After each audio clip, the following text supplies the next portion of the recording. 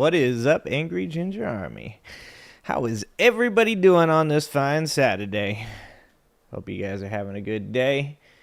We got a bit to talk about today. Stuff to cover, things to talk about. Got a couple longer videos actually today that I wanted to watch and talk about. We do have Titus queued up for when Mike comes into the chat, okay? Let's see who's here. What's happening, Kay? What's up, Jeremy? What's up, AJ? What's up, 5 Alarm Fire? What's up, Christina? How's it going? Hope you guys are having a good weekend. I started my weekend off by forgetting to place an order while I was at work, and I had to drive back to work this morning and place that order. That's okay, though. We got it done. We got it done. What's up, Scott? What's up, Pinkerbell? What's up, Mighty Mouse? What's going on? Yeah, so that's how my Saturday started. Actually, Saturday started with legs and abs. So, I mean, I'm pretty good with legs, so it's not a bad day for me. I actually like leg day. I enjoy the legs. So, we started with legs and abs, and then I had lost my phone because I do that, because I don't really pay attention to where my phone is ever. So, I forgot where my phone was. Lost it for a day or two, which means certain vendors that were text messaging me and telling me I had forgot to place my order, I didn't see those messages. So then I saw that message, and so I had to shoot to work real quick. Hit the submit button because I'd already made the order, just had not submitted the order. Sent the order, and then I came back here, and I've been working on the Greta Euling podcast, editing it, which my PC was being kind of a POS during that interview, and so that's been a little bit of a chore, but I think it's going to be done soon. The video's a little bit laggy, but the audio's clean, audio's good, and that's all that matters. So that should be coming out pretty soon. Yeah, so that's been my day. Hope you guys are having a good day. Oxford, what's happening, Oxford? What's up, Roxanne? Woke Mike, you didn't get a notification? I do have a Titus queued up just for you, Mike. Just for you. Mouselander, thank you for being over there on Twitch. I always appreciate my people over there on Twitch. Put it on a string. I don't want to be attached to it. That's the thing, though. Like, it's not. I wouldn't say it's on purpose that I lose my phone, but let's just say it's like marginally on purpose, okay? Like, I put my phone down, and I do not think about it once I put it down. Once my phone has been put down, I just walk off, and especially on the weekends, I'll put my phone down, and, like, my keys, my wallet, my pocket knife, everything that goes with me every day to work always goes in a certain place. But the phone, I don't care. So I put the phone somewhere. I walk away, I don't think about it until Monday morning, and then generally I walk around in a state of anxiety trying to find my phone. If I put a string on it, I hate being attached to my phone. I can't stand phones. We went over this already. What's up, Brandon? What's up, Biddy Loco? I gotta go back on the show pretty soon, Biddy. I've been so goddamn busy. I got another interview at the end of this month. And then I've got the Sons of Liberty interview next week. Not next week. Week after next. I've got so much shit to do. But I gotta come on the 21st Century Suffragettes again. Miss you guys. Miss being on there. All right. What are we doing? Did I say hi, Silent? Hi, Silent.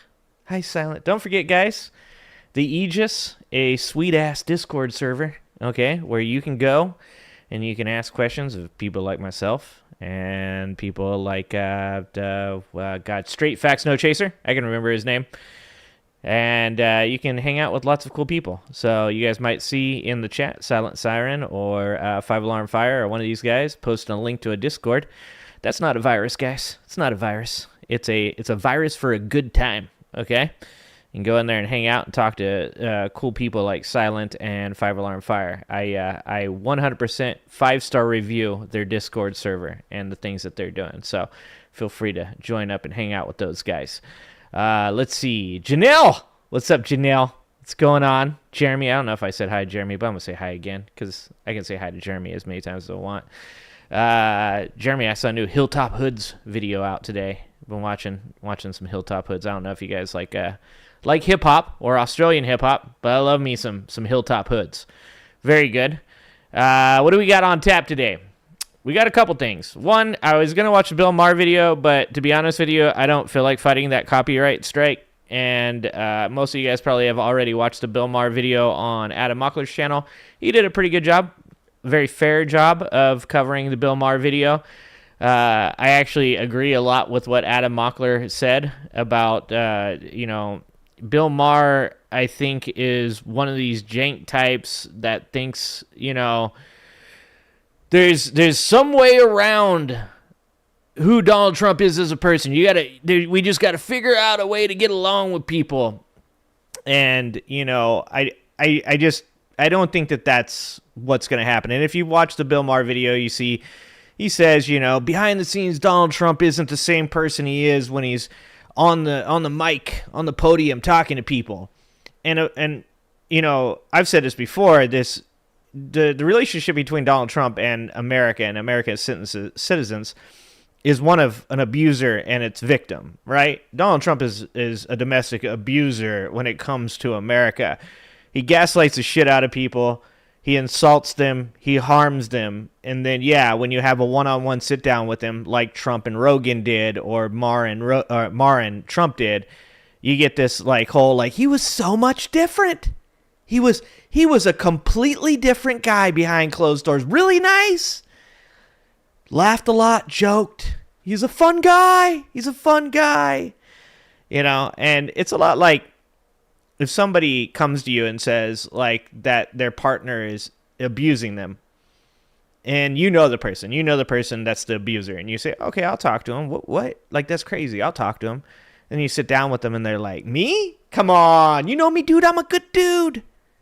Come on. Dude, how many good times have I ever treated you wrong? Have I ever been mean to you? No, right? He's a con man. He's a hustler. He's a con artist.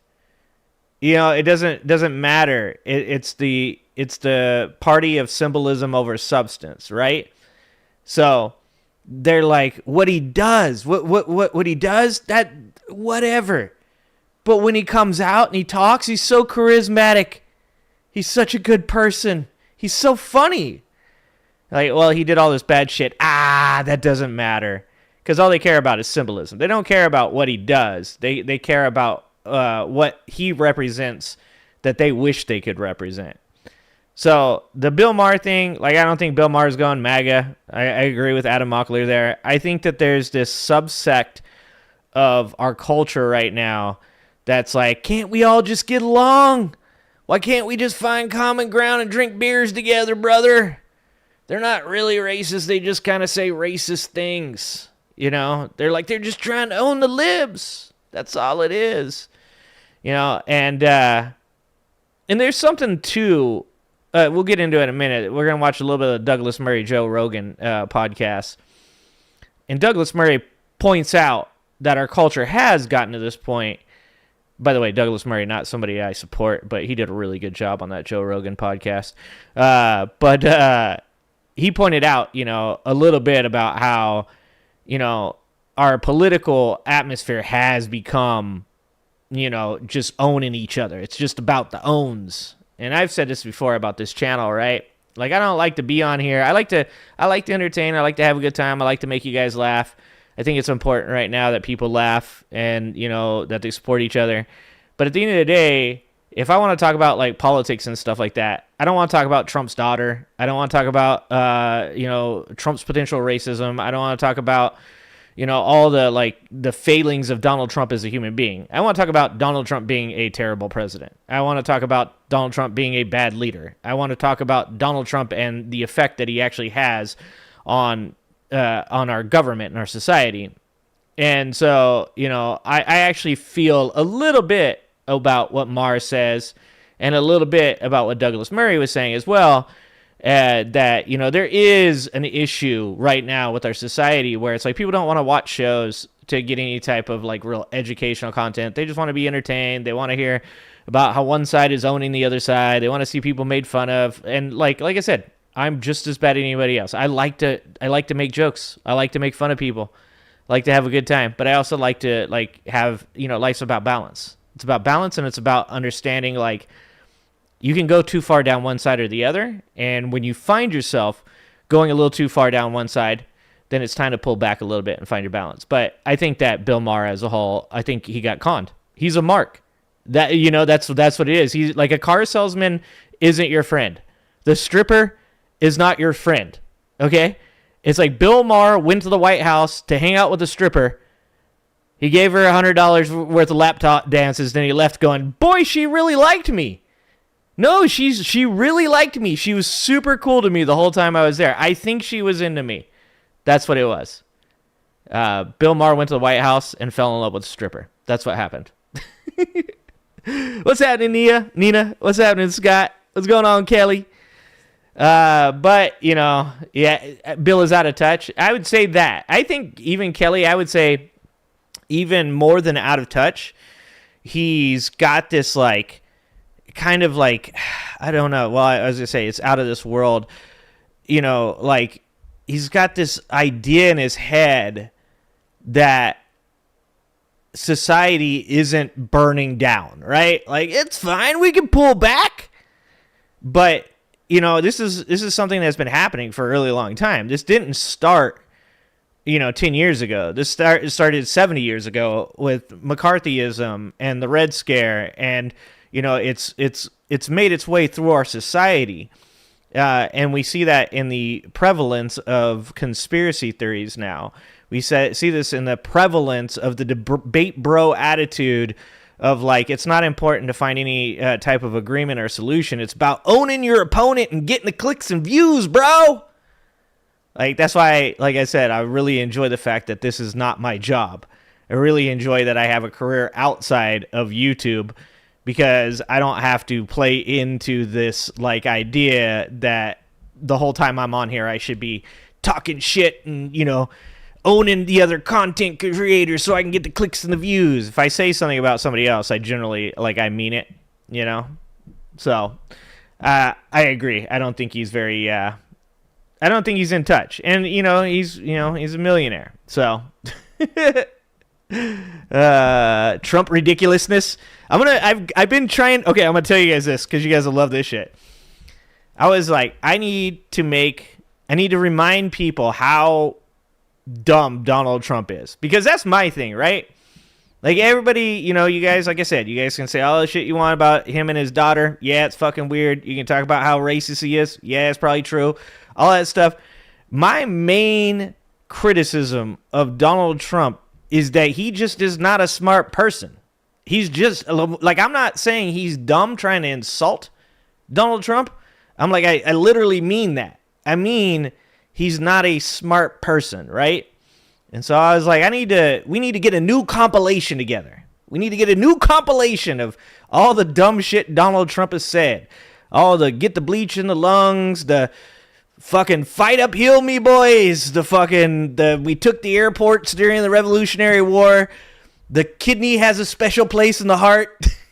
And I started trying to make this video, and I'm going through, and look, there is a fucking virtual library of dumb shit that Donald Trump has said. It's out of control.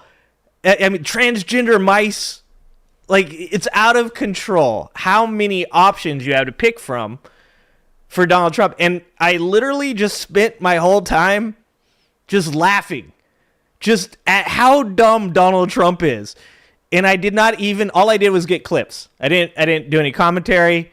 I didn't even set him up in an outline of how I was going to make the video. I literally couldn't get past, because I would just sit there and play the fucking clip over and over again, and I couldn't stop laughing. The shit he says is the dumbest things that I have ever heard in my entire life, and I grew up in a trailer park. I've watched nothing but MAGA videos for 2 years. I mean, it's going to come out at one point, though. It will. Okay, guys? Okay? At one point or another, I will make the video, because I think that what is it called? It's called hyper-normalization. It's what the Soviet Union did at the end, the fall of the Soviet Union was hyper-normalization. And I think they hyper-normalize his stupidity. They're like, it's just jokes. He's just joking. I'm like, he's not fucking joking. He said at the transgender mice shit, he's like, it's real. It's not a joke. And people are like, it's just a joke. He's just owning the libs. I'm like, no, this shit needs to never go away. Because after we get through this bullshit, and we will get through this bullshit. After we get through this bullshit, I don't want to ever have to do this shit again. You know what? Fucking 80, 90 years old, whatever. If I'm that old, you can let a new fighter step in the ring. Fucking go at it one more time, but I'm sitting in the fucking crowd, okay? I'm eating popcorn, grabbing me a box of Twizzlers, maybe have a Coke, maybe some rum in it, but I don't want to do this shit again. I don't want to have to fucking go through this level of ignorance and stupidity ever again in my life. And so I'm going to make that video, and I'm going to make that shit play on repeat just over and over and over and over again for everybody. Never stop watching that shit. Pathological narcissists are never smart, unstoppable. Now that's another story. Yeah. That's something that somebody said, Mouse. It's like narcissists aren't smart. They're just manipulative, right? So, like, in that Bill Maher thing, he's like, no, like, I made jokes, and he just smiled. I'm like, yeah, because he doesn't have anything fucking to say to it, and he knows that you'll take that smile as just being like, he agrees, but he doesn't agree. He just knows that you'll think he agrees, and that's the way it works. Did you see the Titus where they were talking about the election analysis from Election Truth Alliance? No, but I've seen the Election Truth Alliance video, the dude from it. You know, my problem with all of that is, okay, so there's two things, right? It's the terminology. I think people get hung up on terminology. So, like, when Donald Trump said the election was stolen, right? When he said that, he used that word for a reason, because he wanted people to think that the election was literally stolen, like that there's massive amounts of fraud and cheating and all these other things, right? What I've seen of the Alliance videos is they go into how the system is rigged and how Republicans use the ability to, like, purge voter rolls, and how they used setting it up, just like they just did with the SAVE Act, setting it up how it's harder for people to vote. And just the one thing I wish people would be better with is terminology. Because when, I'm going to say this in the easiest way I can say it, or nicest way I can say this. When people that are not very intelligent hear a certain word, they react very emotionally to it. So I think that the way that it needs to be explained, that what happened with Trump, with Elon Musk, with Republicans, and with this election, is it needs to be explained using terminology that shows that this wasn't something that they stole. This was something that they used the governmental system that is rigged against everyday average Americans, specifically minorities, LGBT people, all the people that the Republicans hate. That there are mechanisms within our government that, when used, they disenfranchise legitimate citizens from being able to vote. And that's from everything I've seen. Everything I've seen when it comes to Elon, when it comes to the Republicans in North Carolina, when it comes to, I think there's some stuff in Pennsylvania. Oh, yeah, all the Elon stuff in Pennsylvania. All of that stuff. Like, it seems as though they were playing a very long game in which they were putting people in places to make sure that when that election came through, that they could do it in a way that was very hard to prove that it was in some way rigged, because it works within the system. And I think that we do a disservice to fighting those types of things when we make it out to be something it isn't. So do I think it was rigged? Yes. Do I think it was stolen? That's a terminology issue for me. No, this is the actual data from this week's. Maybe I'm thinking about a different one. Actual hacking of the tabulation software. Yeah, I'd have to see that.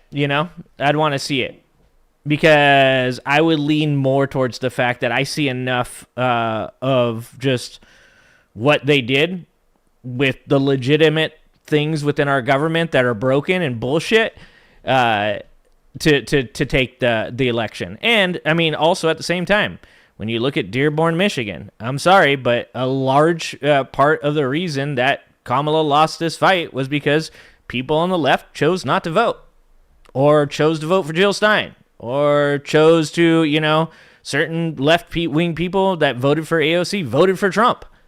That's fucking insane. So, I mean, if there is something, I'll check it out. I'll definitely check it out, Silent.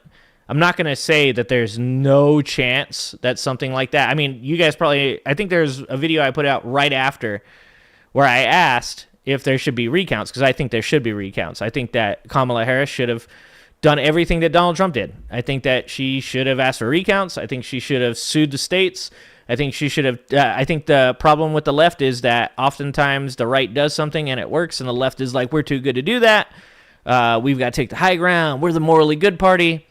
And I disagree with that. So I just need to. I would need to see whatever video you're talking about before I'm not going to obviously agree with something that I don't know anything about. But as far as that goes, yeah, as far as the hacking thing goes, I know that there's like some foundation for that to be proven. I would need to see it to believe it, because like I said, people shouldn't get distracted, and I'm not saying you're not correct. People shouldn't get distracted by getting their hopes up that they did something nefarious when they can clearly see that they did something using the mechanisms of our government to disenfranchise voters. They did do that. They purged rolls of people in North Carolina, specifically minorities and LGBT people, and those people, when they sent in their vote, were told that they weren't allowed to vote. So I think that, you start there. You start with the legitimate stuff, the stuff that you can prove, the stuff that you know, and you work to fix those things. And while you're working on those things, you should be investigating any type of inconsistency, right? Jessica Denson has been sounding this alarm for months. I'll check her out. I know who Jessica Denson is, but I don't know if I've ever watched any videos. So I want to check that out. I'll check it out. They did do something all right, and they're still doing it. Yeah, and see, that's what I'm saying, Benny. They did something, and if we concentrate on the wrong thing and we don't fix what they did, then it's just going to repetitively happen. And like I said, we got to be careful, because the right oftentimes does a very good job of infiltrating the left circles and spreading disinformation and getting the left off on a tangent about, like, we talked about the trans bathroom sting before. You ask a transgender person, do you give a shit about the bathroom sting? And it's like, well, no, like that's, it's not that important. Nobody knows what bathroom anybody's using. They're not going to check genitals at the door. And, you get certain left-wing individuals that will, like, they're like, I'm going to die on this hill of defending this argument. And that's gaslighting. They're trying to get you to fight with them on this thing that they don't actually care at all about. They just want to distract you from doing any real work on what is actually important to protecting the LGBT community. We know they ain't checking fucking genitals at the bathroom door. We know that there was that woman in, like, I think it was like Arizona, who was kind of a, what did she call herself? A stud. She's like a masculine lesbian woman. And, the police came to Walmart, I think it is, in Arizona, and tried to remove her. And she's like, I'm a female. You can't, I'm in the right fucking bathroom, Like, that's the inevitable outcome of people passing dumbass legislation that has to do with only this person can use bathroom or that person can use bathroom. But we shouldn't get gaslit and think that that's what's important. What we should think is important is the things that we can legitimately show that these people are fucking doing and have been doing for fucking ever, and start doing something about that. Like I said, that doesn't mean that you don't continue to check out the other things. It's just you make sure that you focus on the correct things while you do the work. Like, there's never been a time where you can only do one thing, right? Like, people will say that in arguments. Well, we need to do something about immigration. Oh, well, we can do something about immigration and also make sure that women have access to healthcare. It doesn't need to be one or the other. We can focus on all these things. We can make it happen. Where are the restrictive laws on the penis? I believe a Democrat tried to push through a piece of legislation that said life begins at an erection. So they're working on it, Benny. They're working on it. Life begins at erection. I'm in trouble if that's true. I'm not going to go there. I almost made a joke, but I won't. All right, let's pop in a little mirror. I'll just be up here talking to the chat the entire night, which is really what you guys are here for, but I want to watch these videos. No, she says she's a stud, Scott. Scott, you don't get to tell her what she is, Scott, okay? She said, I'm a stud. I'm not an expert. I'm just going to be honest with you guys. Fake erections. Benny, no. Benny, calm down. It's going to get me in a lot of trouble if fucking that happens. We're going to be, whew. That's a life sentence times 10. Or 100 or 1,000. Just wake up and the police are standing over me. I just got to pee. I swear to God. Have me in some electroshock therapy and shit. Oh, all right.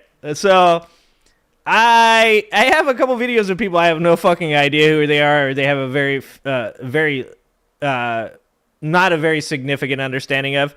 Ben Glebe, I've heard he's a comedian. Apparently he's going to bait Jank on these people getting pulled off the street, and I think I'm on Jank's side in this argument. So I thought that was weird, and I thought I wanted to watch that because it's weird. We got Titus. The shit show continues, which is just, I felt like if I don't play this, well, Mike's just going to ask for Titus the whole show. So I was like, better cue that up. We've got this dude, Douglas Murray, who, like I said, neoconservative, super anti-Muslim, not my dude, but he fucking straight up points out some fucking facts on Joe Rogan and his show, and as I've said before, you ain't gotta like a person for them to be right. There's plenty of people out there that I think are disgusting, shitty human beings, but every once in a while they say something that's true. I don't know if Douglas Murray is a disgusting human being, by the way. I know, like, I literally read like 3 pages on this dude. That's it. But I did read he's had some opinions that I would disagree with. So I'm not saying he's a disgusting human being. I'm just going to say what I read, I disagreed with some of the things that he had said. And then this is a very interesting video. I don't know if you guys know much about Andrew Callahan, but he is Channel 5 News. He did a great job for a little bit exposing like different things, like that the border is protected, that like trying to cross it, he's the dude who tried to cross the border and got put in a detention for trying to cross the border. But he at one point or another got in trouble for I think it was like God, I don't want to say it because I'd be wrong and I'd be fucked up. He did something and he got in trouble and he got canceled for a little bit. And the way that he handled people's criticism of his behaviors was actually exactly what people should do. He accepted his place in what he had done and what he had done wrong. And there's actually a really funny part in this interview where he says, the other guy says, at any point did you think about grifting, like going to the right? with all these people canceling you? And he was like, nah, that's like morally speaking, I couldn't do that. But he does say he did get an offer from InfoWars as soon as people started canceling him. Really fucking crazy stuff. So anyways, I wanted to watch a little bit of this interview. I got a lot of longer form content on this one, so we're going to try to get to everything, but we'll see how that happens. $5! Fandra Death, $5. I do be stripping in the evenings, just so you guys know. The bathroom issue is complete bullshit. In other developed countries, the restrooms are all single use with one sink, one toilet, and a diaper changing table. Yeah, and that's my point, right? Fan is I think most like higher level conservative people know that it's a non-issue, but they know that left-wing people will fight to their fucking death defending it, and for the right reasons, you know. But like I said, the left has to be smarter about what battles they fight and what battles they need to realize that they're getting just like fucked with, right? Like when you have real actual issues in the LGBT community that need to be handled, those are the things that we should be talking about. And, you know, having some right-wing person where you say something like, you say, you know, LGBT people are abnormally affected by violence in hate crimes. Like, I'm not saying that's true. I'm saying if that was a problem, which probably is true, and you start talking about that, the immediate like pivot on the right is to distract you by saying you want to you just want them to go in whatever bathroom they want, because they want you to get off the important subject. They want you off that topic. They don't want you talking about things that matter. They want you talking about bullshit, because that's how it gets into the weeds. That's a tactic. And then I think, you know, as you get further and further down the scale, it's, you know, you have a lot of right-wing conservative people that actually believe it's an issue. And even though they passionately think that's happening, you still should not fall for that shit. And you should still not get yourself into that argument and get bogged down on bullshit. You should be arguing the side of important subjects, not bullshit that the right's trying to distract you with. So what's up, fan? What's going on? What's up, Jin? I like Jin. I do the rapper, by the way.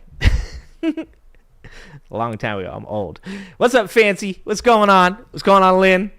What's going on, everybody? All right, so let's get up in here and let's watch. Where do we want to start? We'll start with the clown show, because let's get this out of the way from Mike, so he doesn't just say to me the whole evening, "What about Titus?" I mean, he's gonna say anyways. I love Teslers. Don't forget to hydrate, guys. Stay hydrated. I'm Chris. Oh, right as I do this, right as I do it, fan.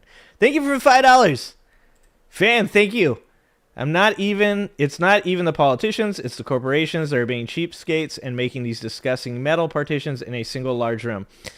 I mean, I'm going to argue with you a little bit on this one, fan. Okay? I don't really want to see people poop. I don't care what gender you are.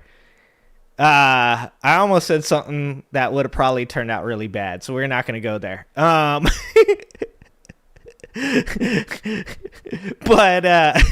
because it would have just been gross to hear. It would have been the wrong context. You guys would have taken it the wrong way.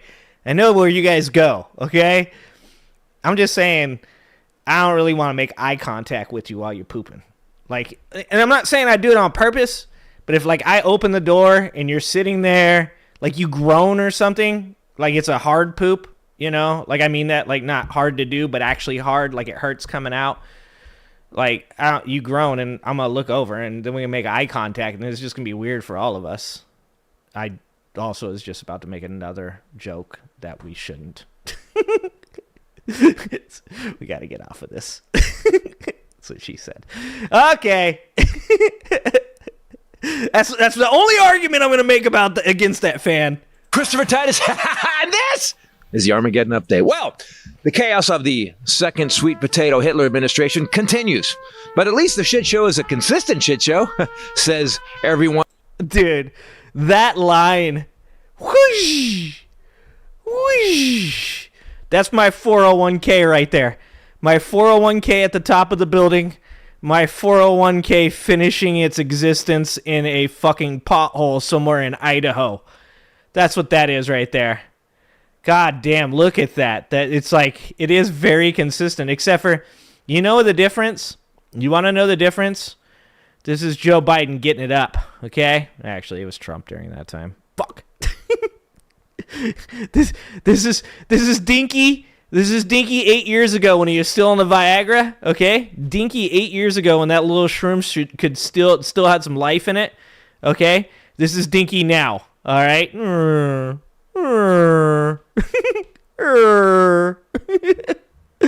One who has defaced the flag with a picture of a rapist. She would not be my first choice, that I can tell you. Listen, this is a quick list since last week. He imposed tariffs on almost every country in the world.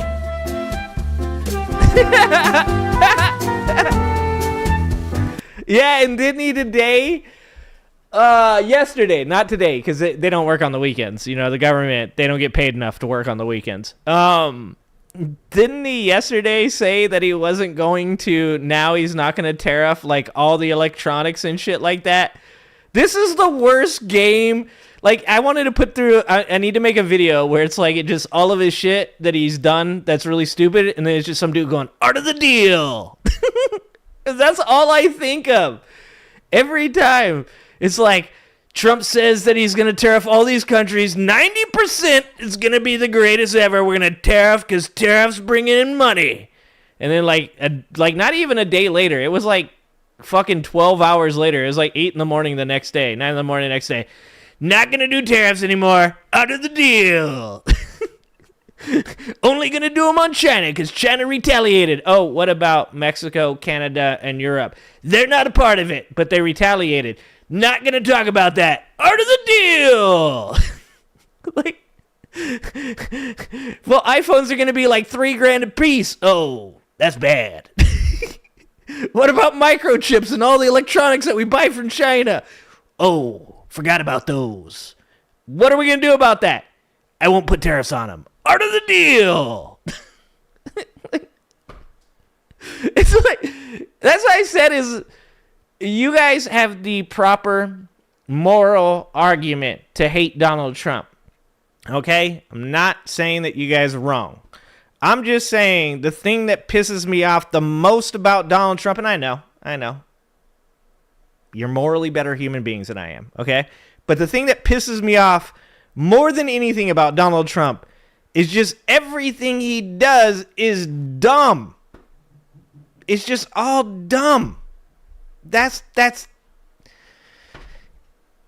every once in a while I hear something. I hear a plan. And I'm like, you know what? This might be the time.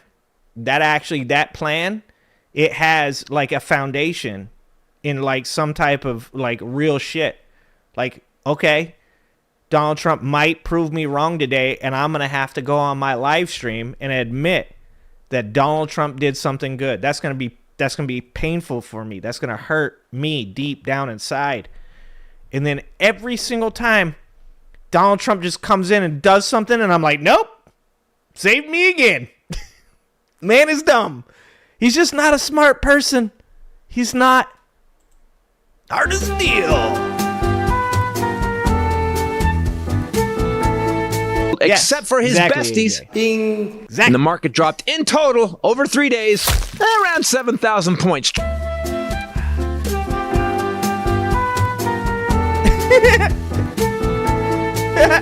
made a video on that. Trillions in retirement gone. So I guess it looks like none of us understand.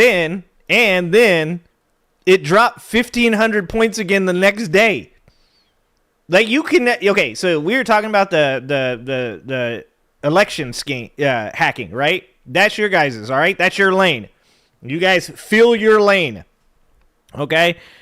My lane is, this is fucking market manipulation on a level unseen ever before.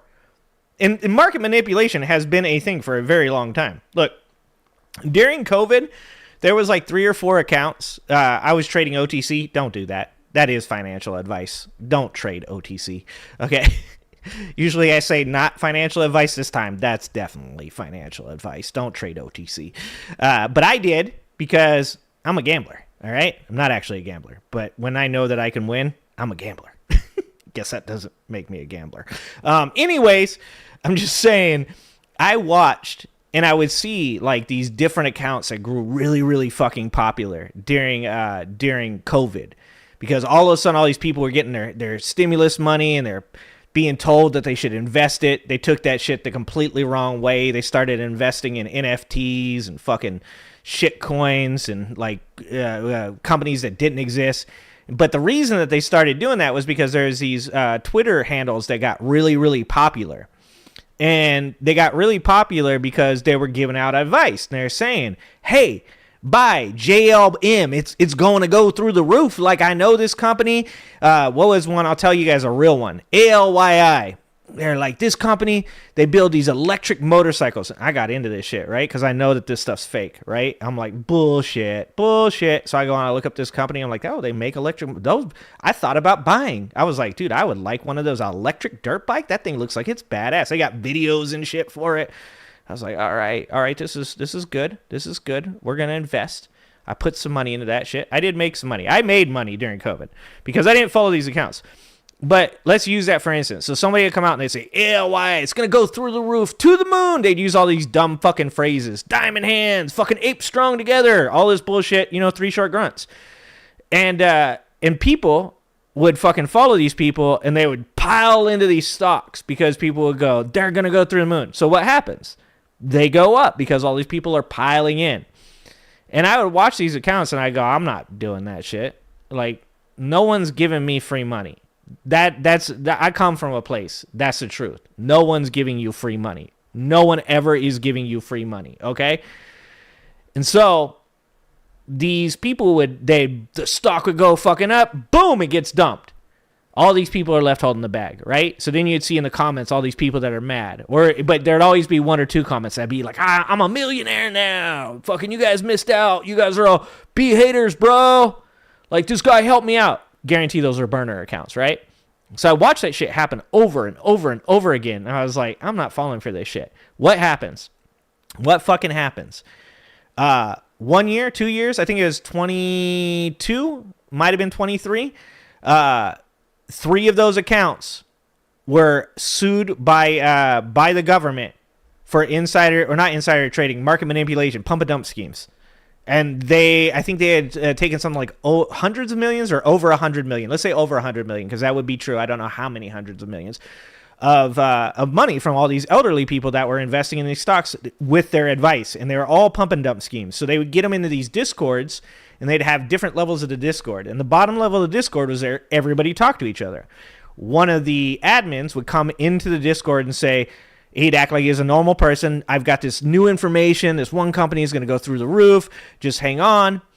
And they'd all buy into it. Now, the second level of that was the mods. And those people would be the people that say to each other, okay, like, we need to get them to this certain point, and then we're going to make a decision, and we're going to drop our stock. But don't tell them. Tell them to hold. Tell them not to be pussies. Hold on. Remember that shit? Donald Trump just a little bit ago? Don't be pussies. Hold on.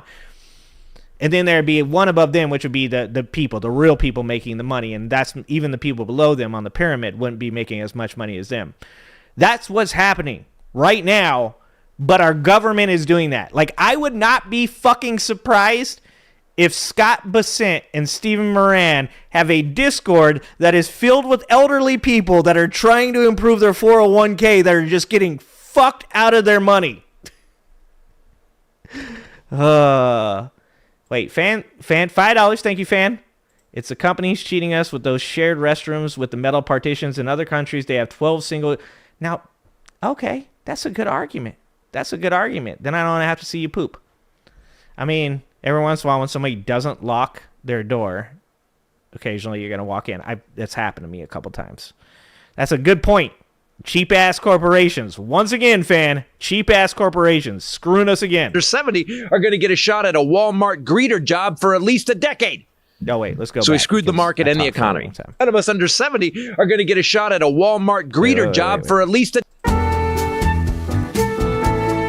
Except for his besties. Ding. And the market dropped in total over 3 days around 7,000 points. Dude,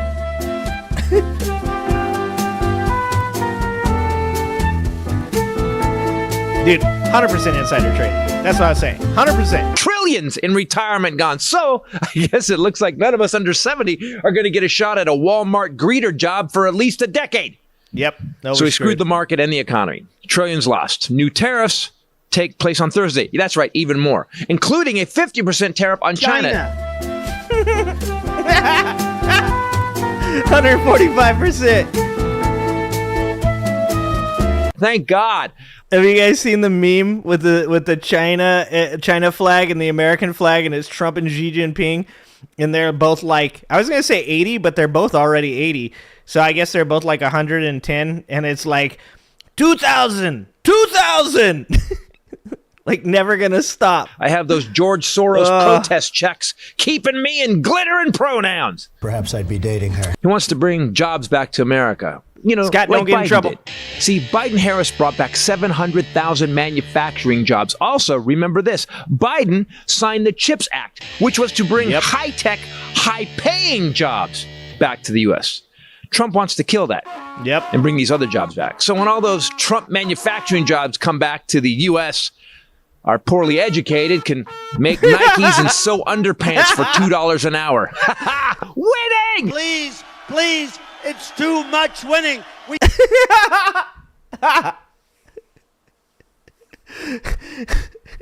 Dude, those Chinese fucking AI videos are out of control, dude.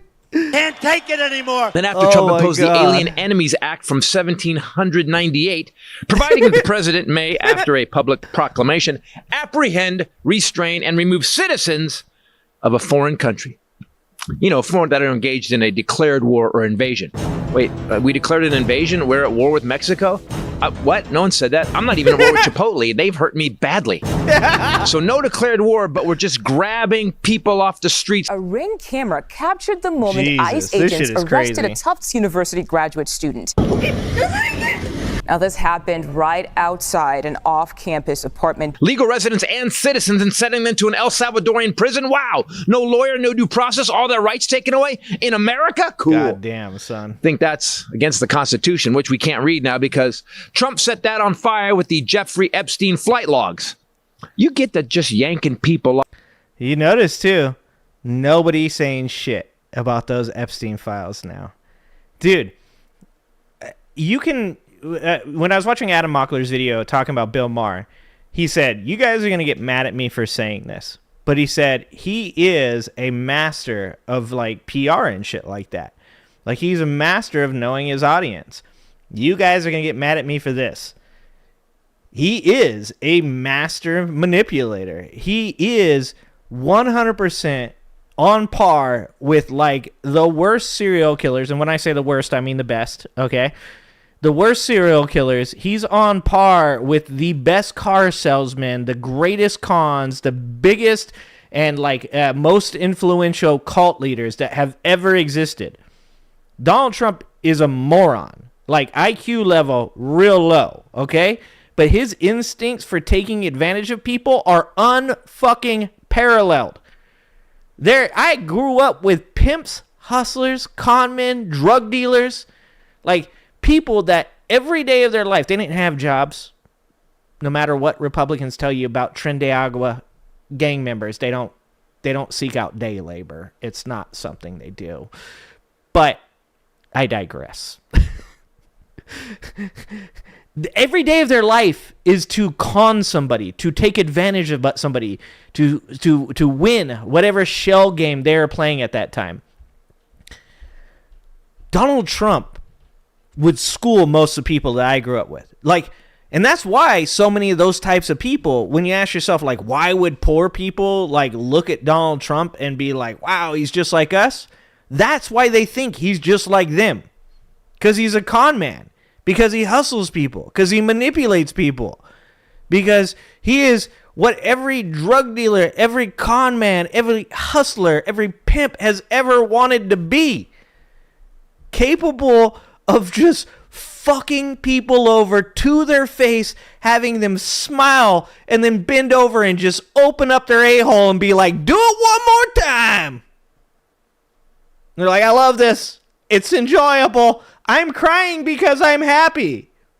Like, you have to give them that. Like, I mean, it's not a good thing. But the dude is, like, insanely good at taking advantage of stupid people. Trump set that on fire with the Jeffrey Epstein flight logs.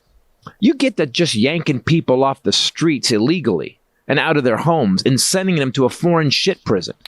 You hear that? Yeah, and he got told he has to bring that that's one back. Putin and the ghost of Hitler applauding. Just so you guys know that 09 Supreme Court decision, unfortunately, once again, used improper terminology. And they're not telling them that they have to bring that man back. They're saying that they should bring that man back. So that's, once again, everybody's got to pay attention to like the semantics of how these court decisions get, how they get disseminated. Because that's very important. Right now what Trump is doing is he's saying, yeah, at the end of the day, they didn't tell me I have to do it. They said that I should. That's fucking scary. $5. Thank you, fan. $5. Trump always says China. Like vagina. Instead of China. He's got mommy issues. His mother was blonde and all his wives have been blonde.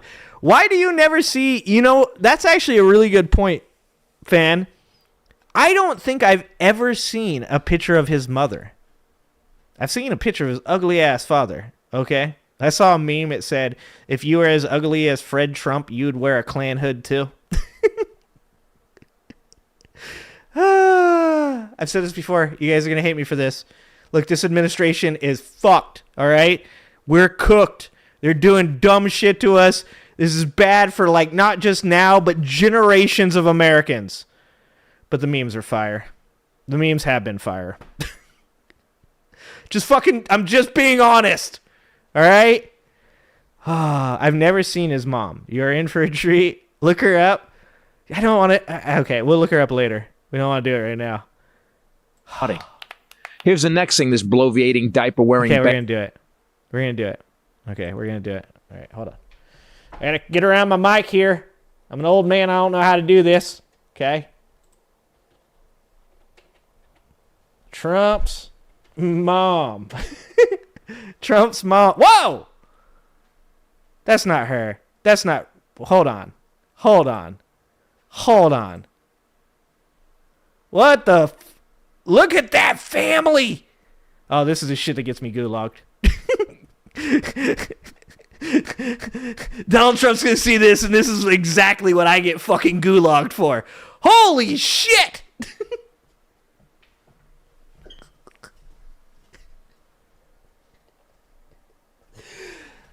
What the fuck? That's not real. This isn't real. Hold on. Hold on. That's not real. Right? Guys. Guys. Guys. No way. That's not real, right? What the fuck? Okay, you guys cannot convince me that they're not aliens. Alright? Okay, Ivana is his wife, right? Ivana is his wife. What the fuck? Holy shit. Yep, this is it. This is the one that gets me. Ice is coming to my... Oh! Oh! Oh! That is dusty. That picture is dusty. All right? That picture right there, it smells of like old stuff. Dusty cigarettes, those menthols, those Virginia Slim menthols. That's what that smells like. That's what that picture smells like right there. And like a Michelob Ultra. Oh! That's like a mummy. What the fuck? Oh, God. Donald Trump's like, demonetize this motherfucker right now. Right now. If I disappear tomorrow, you guys, you know what happened. All right?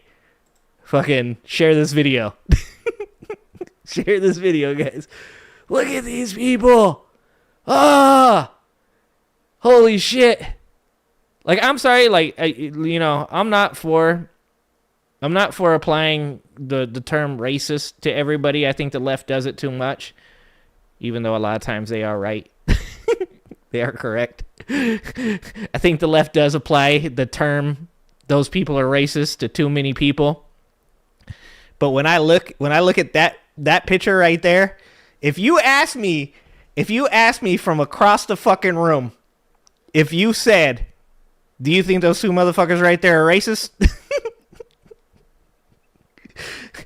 I'd have to give you a yeah. Actually, I'd be like, hell yeah, brother. Like, those are the type of people that 1,000%, if a Mexican millionaire, like some Latino millionaire dude was to like walk up, like they'd hand him their coats, right? Like they'd be, oh, here you go. Thank you for taking my coat. 100%. They try to give him their order, right? They're like, they talk to him like this. We would like dos tacos. Dos tacos. Damn. I am dying right now. Oh, shit. Oh, fuck. This is too much. Thank you for making me do this. Thank you for making me do this. Thank you for the $5 fan. That picture is of his mother with the hair like a wave going to one side is totally real. She had schizophrenia and abused Donald in unusual ways. Oh my God. You know, I'm just going to give you guys the entire Andrew Callahan video before we get to it. You know, his whole theory of radicalization is that every single one of these people have gone through some type of traumatic experience and they chose violence, right? Like they chose the dark side after it. Because he has that documentary he did on that MAGA supporter named Kelly. And that dude, I think it was during COVID or maybe it was before COVID, during Trump's first term. He lost his house and he ended up signing some kind of crazy ass contract with like a mortgage company or a lender that said if he couldn't follow through with his payments that they get to just take it, right? And he lost his house, and Callahan makes the argument that the reason he becomes a crazy MAGA supporter is because he breaks. And, you know, he points out that every single one of these people he interviews has some kind of instance where it's like either divorce or it's bankruptcy or somebody dies. I point out all the time about Kanye. Like, I think that there's a direct line that you can draw between Kanye West and his mother's death and when he became crazy, because when you watch the Kanye West documentary on Netflix, you can see how important his mom was in his life. Like, his mom was like his anchor to reality. Like, whenever he would start to say crazy stuff, like, she would support him like a mom would, but she would kind of like, you know, every once in a while be like, come on, Kanye, like, that's not, come on, you know, like, and I legit believe Kanye has not been the same since his mom's passing. Jesus, thank you so much for making me do this, guys. That was great. That was well worth it. I wasn't going to do it, but that was well worth it. Oh, that's Putin and the ghost of Hitler applauding. Here's the next thing this bloviating, diaper-wearing, bankrupt traitor wants. Leave sour cream. A military parade on his birthday. That's right. The man that calls soldiers suckers and losers, who honored 4 soldiers who died in Lithuania by golfing with the Saudis. I guess that's a 21 shank salute. 21 shank salute. Imagine if Biden did this. This is what drives me fucking nuts about politics. It drives me through the fucking roof about politics. It's like if Biden did this, there would be nonstop 24/7 coverage. Biden dishonors his family, dishonors America. You know, like fucking Obama wore a tan suit and it was news for like 3 months. Like, he fucking literally went and golfed instead of overseeing the fucking bringing the bodies back. Like, what the fuck are we doing? Like, why are people not up? Like, why are you upset at Biden but not upset at him? It's because you're hypocrites. It's because you're full of shit. It's because our media is fucking terrible. That's why. The military happy birthday parade for Agent Orange is going to cost American taxpayers $92 million. It will cost another $20 million in road damage, and some of the bridges in D.C. aren't able to support the military equipment. They can support it less than Trump supported Tiffany. So to all you brave soldiers who actually joined up and are serving your country, who put their ass on the line, who know that this man would send you to die and not miss a tea time, if you have to march in this ego-fueled, meaningless parade for this mentally ill 34-time convicted felon, you're going to have to honor his 5 deferments for bone spurs. So when you march in this parade on his birthday... Actually, AJ just said something, and he's right. AJ said, no, the point is to be said is that it is not normal behavior. If it is not Biden would have done it different, this is not normal. Yeah, you're right, AJ. Actually, I'm wrong on that. No matter who did it, they should be criticized for doing it, right? So I guess my point was I was trying to say, like, across the board, everybody should be judged the same, specifically when they are the leader of the country, right? Like, I would do the same thing within my business. Like, I don't look at one manager doing something one way and another manager doing that same thing the same way differently. I look at it the same way. So AJ's right.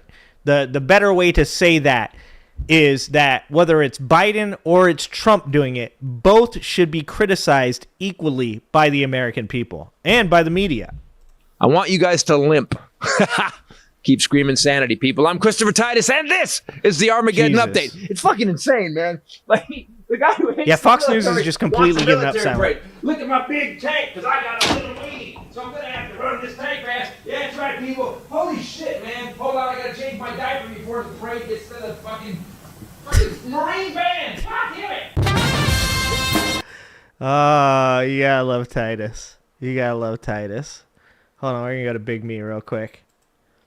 I gotta ask you guys, because maybe you guys know this and I haven't ever looked it up. Has there ever been a military parade for a president's birthday? I mean, in America. I'm not talking about fucking Kim Jong-un or Xi Jinping or Putin or any of those guys. I mean, has there ever been a military parade for an American president's birthday? I don't think so, right? I guess we could just, let's Google it. Here we go again. Whoops.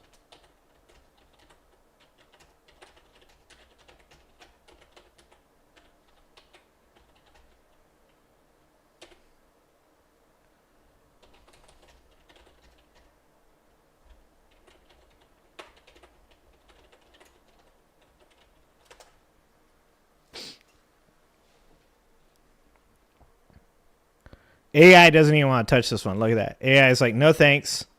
No thanks.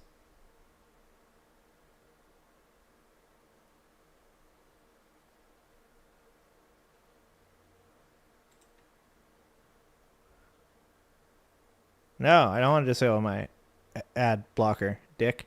I never use an ad blocker, YouTube, ever.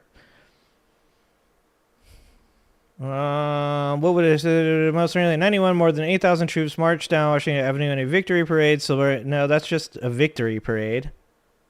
I mean, that's still stupid. But...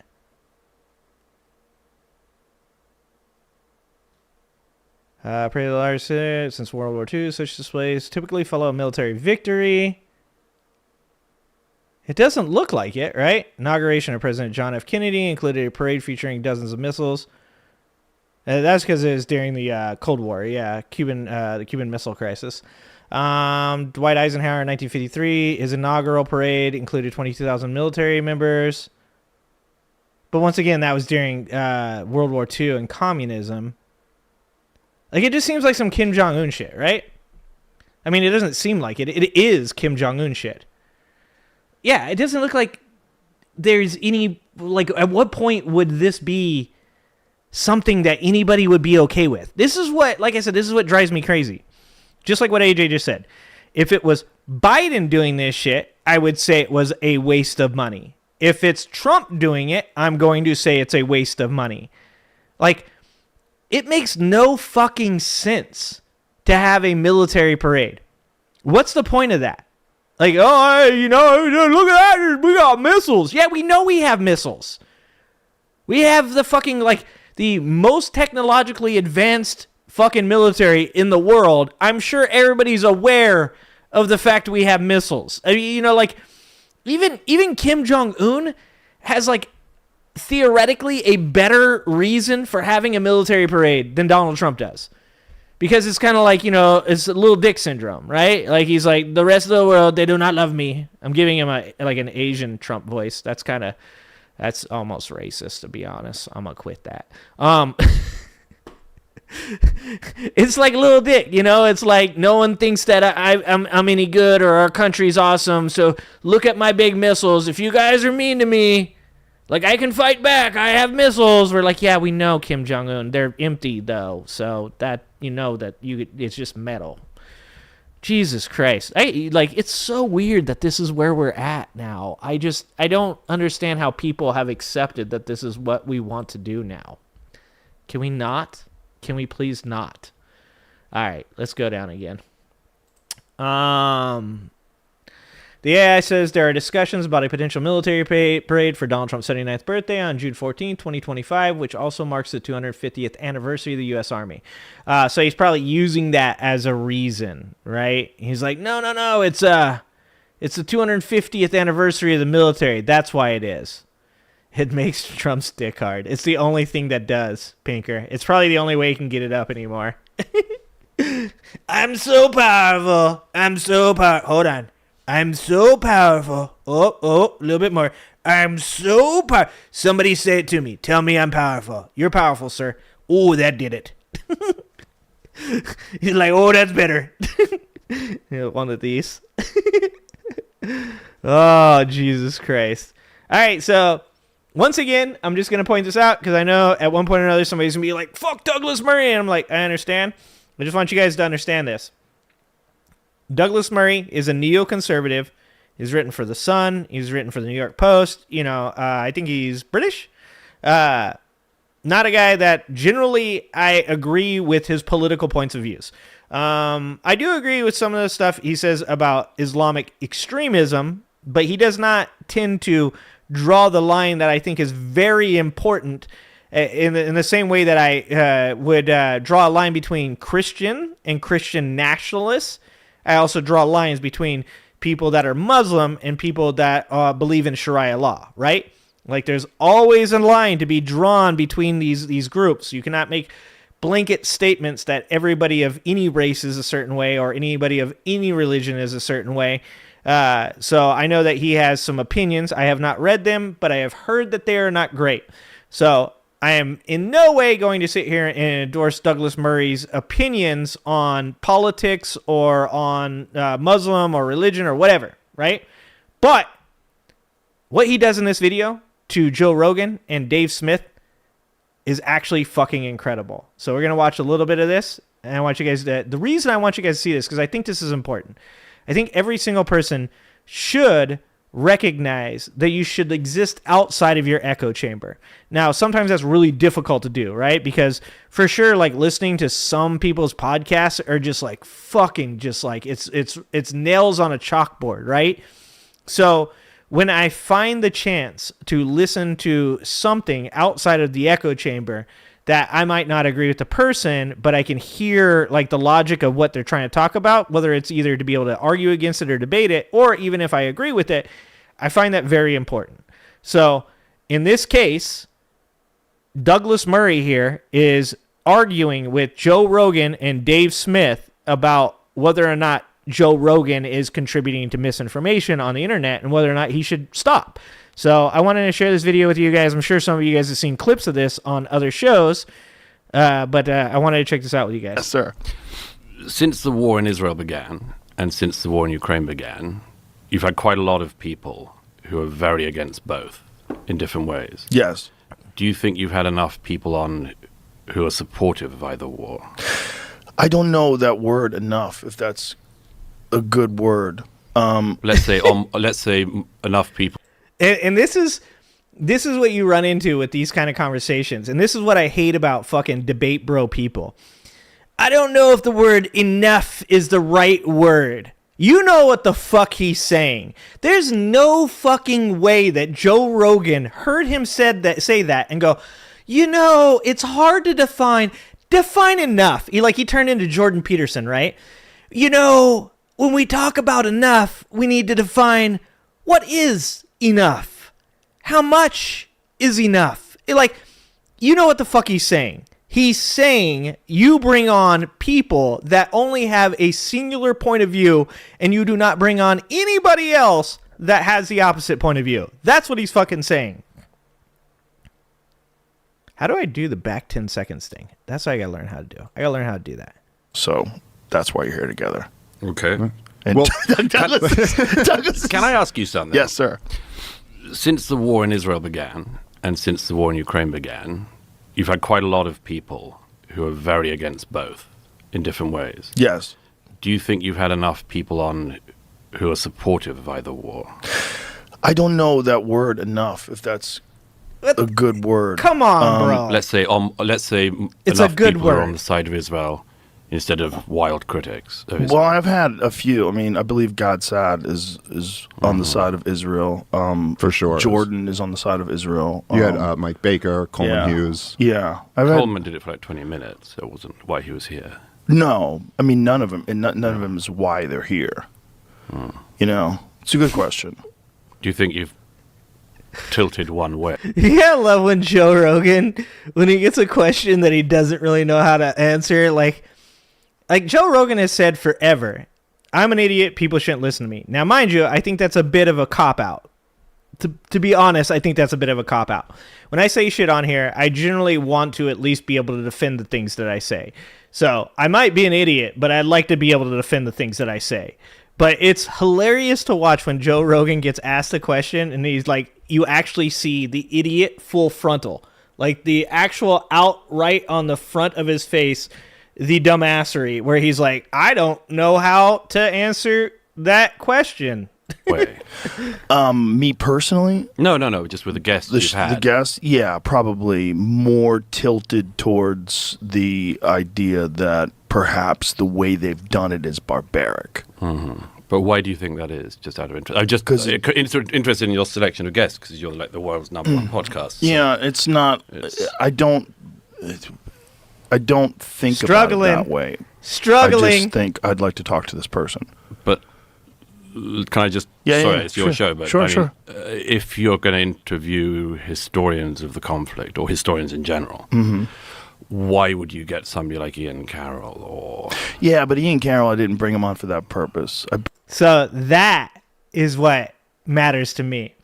Like Scott just said, Rogan has had plenty of guests on both sides of the Israel conflict. I actually agree with that. I think that he has had people. I would actually say he's had way more people on the side of Israel than the side of Palestine, to be honest. That's my opinion. More important to me is what he just said. Why would you bring on people like Ian Carroll? Ian Carroll is a guy who used to be like a marathon runner. He was nobody important. He was literally driving around like door dashing or Ubering, and he started making these crazy TikToks. And I used to have friends and viewers that would send me Ian Carroll's TikToks, and they are all really shitty, very conspiracy theory driven, absolutely no fucking facts. Just like any conspiracy theory, there'd be like a fucking grain of truth to anything, and then the rest would be wild speculation. When you are bringing people like Ian Carroll on to talk about things like Israel and Gaza, you've lost your fucking mind. Oh, thank you. Who is that? Fan, thank you for the 20 memberships. The Angry Ginger Army continues to grow. We are getting larger and more powerful by the day. One day, we will have to fight Joe Rogan in the Valley of Valhalla or something like that. I don't know. Thank you. Thank you so much, fan. Thank you. I appreciate that so much. Yeah, Ian Carroll, like, that's what I care about. So I think it's important to bring on both sides because what Joe Rogan claims he's doing is Joe Rogan claims that he's trying to learn things, right? Like, that's me saying I'm trying to learn things, right?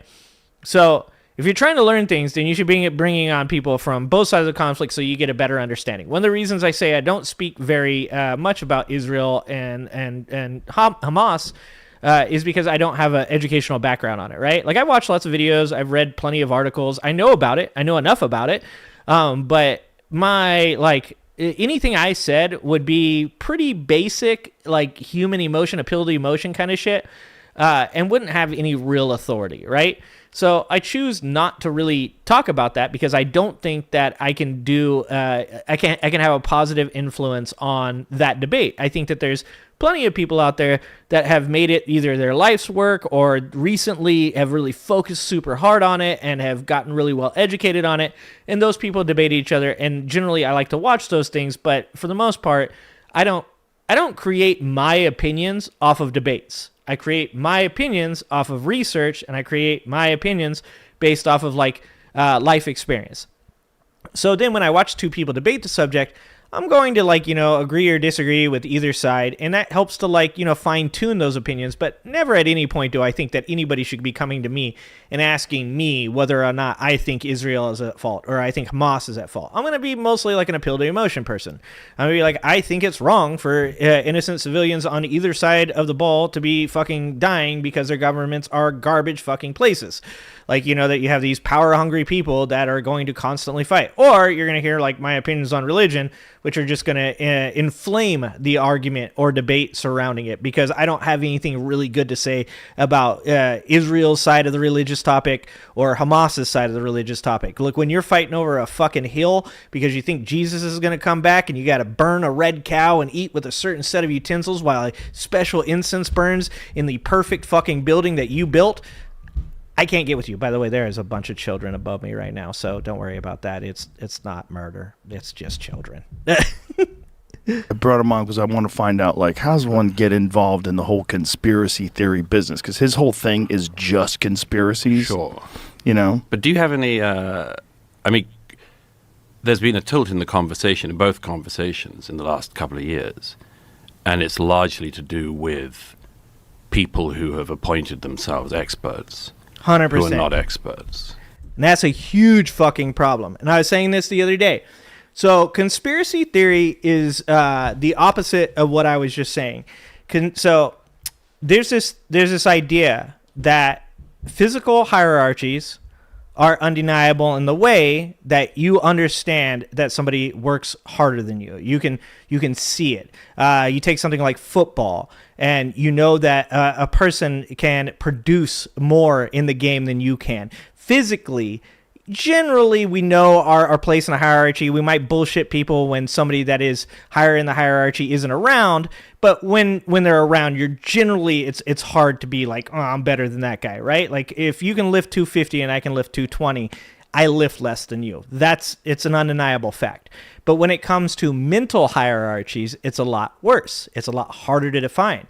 And that's because evolution has gotten us to this point where now, due to what is considered the social leap, William von Hippel's book goes into the social leap, where your place in a social hierarchy can be determined by your actions as whether or not they help the hunter-gatherer tribe become more successful, whether or not you make good decisions, whether or not you make a good leader, things like that, right?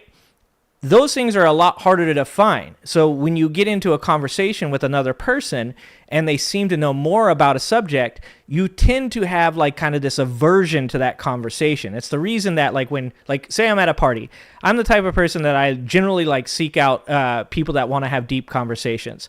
So I like to talk to a lot of women because women tend to want to have longer conversations about important subjects.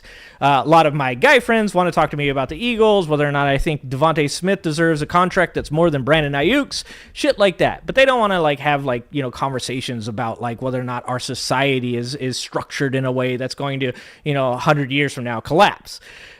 So I tend to seek out women in those conversations. And a lot of times in conversations with women, there's very little friction because we all kind of just bounce ideas off each other.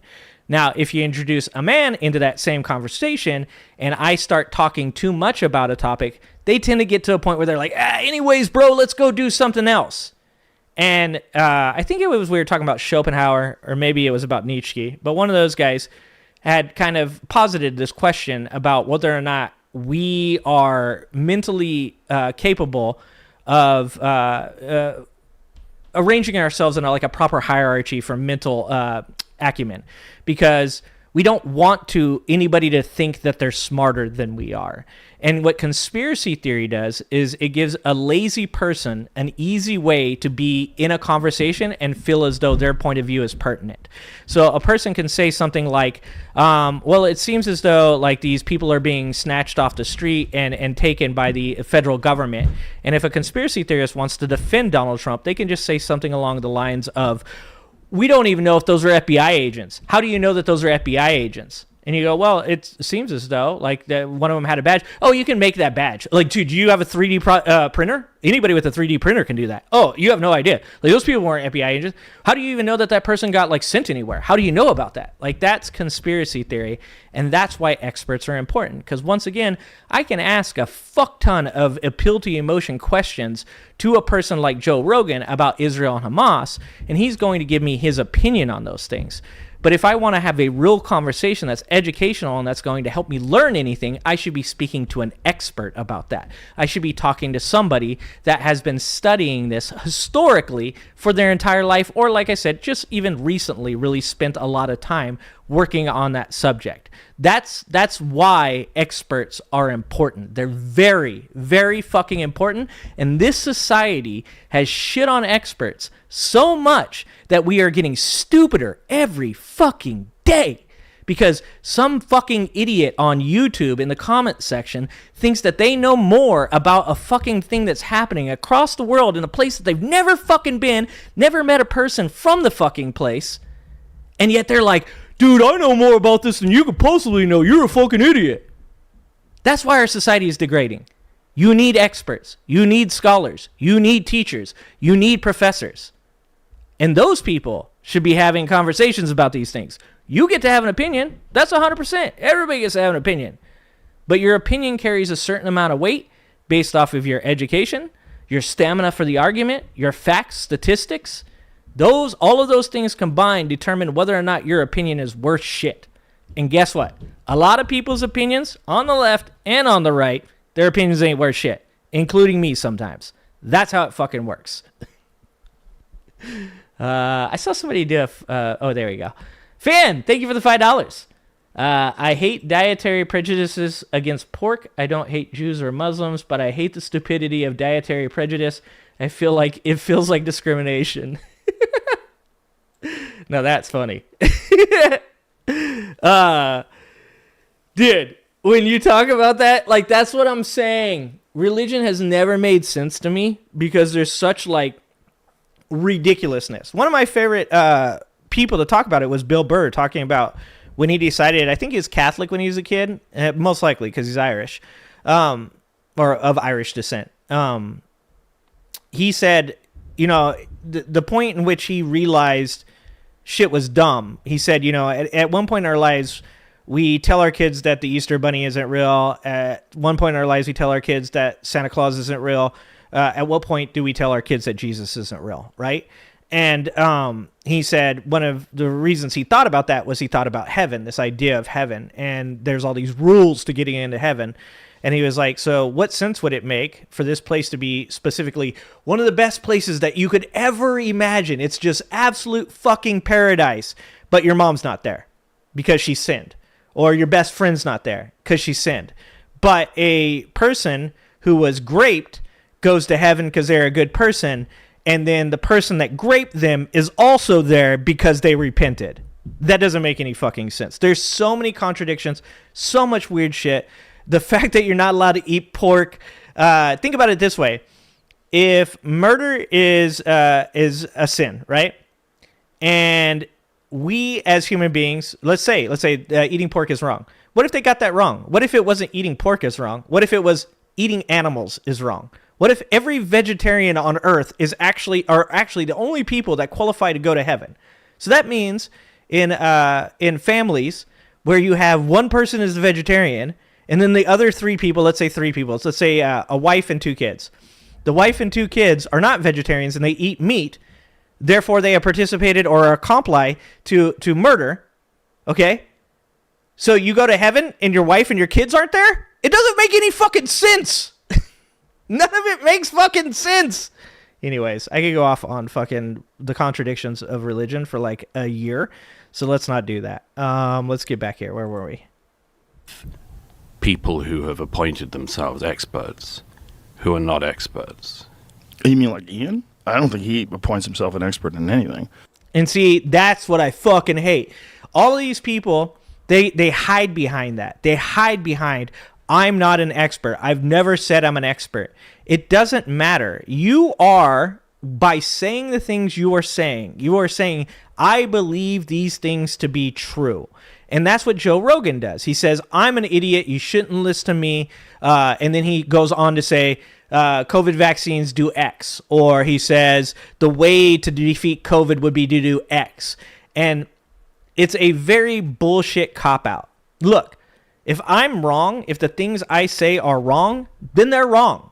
And if I sit up here and I talk about them in a way that makes me sound as though I'm confident about my opinion, and I make you feel as though like I'm expressing facts to you and that you can trust me on these things, then you should be able to say, that guy was wrong and he should never be seen as being an expert on anything to do with this specific topic. This, like, it's such a fucking, this makes me so mad. You guys have no idea. This makes me so mad. If you want to participate in the conversation and your opinions, you're going to express them to thousands, hundreds of thousands, millions of people, then you are taking the stance that you believe yourself to know enough to inform people. Therefore, you believe yourself to be an expert. I don't give a shit if Ian Carroll doesn't tell people he's an expert. He makes videos that claim that he knows things that are fucking 100% untrue. Who's that other dude who thinks he's an expert on Churchill? Oh, Daryl Cooper does not think he's an expert. In fact, I think it's everybody else is always calling him an expert, and he's like, oh, I'm just a history. Yeah, oh, no shit. Oh, no shit. Everybody else says he's an expert. He says he's just a history nerd. This fucking, god damn it. These people. You know what I hate? I hate the Rogans and the Dave Smiths of the world more than I hate anybody else. Because at least with the other shitheads, they just like straight up go like, yeah, I don't give a fuck. Like, yeah, like I am whatever you think I am. Yep, I did that shit. Dave Smith and Joe Rogan make excuses for people. They just fucking, you know that dude is claiming things. And you're like, he's just fucking throwing out ideas, bro. Just throwing out ideas. Have you ever absorbed any of his material? Have you ever consumed any of his podcasts or anything like that? I tried. Yeah? I tried. It's pretty hard to listen to somebody who says, I don't know what I'm talking about, but now I'm going to talk. Fucking A! That's what I'm saying. And like people blank that part out. They fucking literally, they think that qualifies it. They're like, oh, this conversation is okay to listen to and regurgitate ad nauseum as though they're facts. Because he said, I don't know what I'm talking about, but I'm going to talk about it. Jesus Christ. Or I don't know about this. Or I'm not capable of debating this historian, but I'm going to just tell you what I think. Yeah, but that's not exactly what Daryl was saying. I mean, Daryl's point of view, however you feel about this, what Daryl is saying is he doesn't really like doing debates. He likes to do long format stuff where he can really explain his position. If you throw a lot... Yeah, and so that's dumb. Because I don't like doing debates either, okay? I think debates are pretty much fucking pointless. I don't think that anybody ever gets any actual information from debates because I think both sides that show up to a debate, they show up already liking the person that's watching it. Very few people are watching it without a preconceived bias to what they're watching. A long-form conversation is a great way to talk about things. But if you are talking about important things, if you are saying things are factually true, and then other people come out and say what he said during that long-form conversation is wrong, and I wish to argue against what he believes, that's the scientific method. That's what you're supposed to do. That's peer review. That's people that are in your lane hearing what you say, saying you are wrong, and then coming out and saying, I'm going to say he's wrong, Whether or not he wants to debate me or not on the subject doesn't fucking matter to me. He's wrong. A lot of shit out there. There's some point at which I'm just raising questions is not a valid thing. Mm-hmm. You're not raising questions. You're not asking questions. You're telling people something. Exactly. Do you think Daryl's doing that? I think there's a whole bunch of guys doing that. I think Dave is doing that. Very obviously. Dave's a comedian. But look at the face. I love the face. The face. Oh, Jesus Christ. The thing about Dave Smith is Dave is real fucking strong when he's by himself or with a friend. Dave is very like, yeah, like I know all my shit. I'm actually really well versed in all this stuff. But then you put somebody in his face and Dave is like, yeah, not really. Dude, one of the funniest fucking debates you will ever watch in your life. And I'm not, like, I don't hate Dave Smith. I think Dave Smith is a libertarian. And just like every libertarian, I think he has some ideas that don't make any goddamn sense at all, right? But I don't hate him. I don't think that he's like a bad person. I think his heart is in the right place. I think he like wants to do better for the country. But I also think that stupidity kills. And I think that a person like Dave Smith does spread misinformation, whether or not his heart is in the right place or not. But Dave Smith went on, I forgot what the debate platform was. I don't remember who was moderating it. But he went and he debated Andrew Wilson, who Andrew Wilson's a Christian nationalist, paleo conservative, get rid of no-fault divorce, men are strong, women are weak, all that bullshit. And Andrew Wilson is a debater. You may not like him. I may not like him. But what he understands is philosophy. He knows how to debate. He knows the rules of debate. And he knows how to work motherfuckers. And he dog-walked Dave Smith. It was one of the funniest, saddest things I've ever seen in my life. Because once again, just like they were just saying about the other dude, Dave is the same type of person. He doesn't want to debate his ideas. He just wants to say them and then be like, people should just agree with me that they're true. And then when people push back on him, he just runs away from it because he doesn't like to debate people on these things. And like I said, I understand that because I'm not a debater either. However, if somebody wanted to talk to me about the things that I believe, I would talk to them about it. I don't need a debate. I don't have to. Most of the time when I want to talk about something, I want to actually come to agreement. I want to actually find a place where we can agree on something. That's why I dislike debate, is that there's no point in agreement, because if you agree, you lose.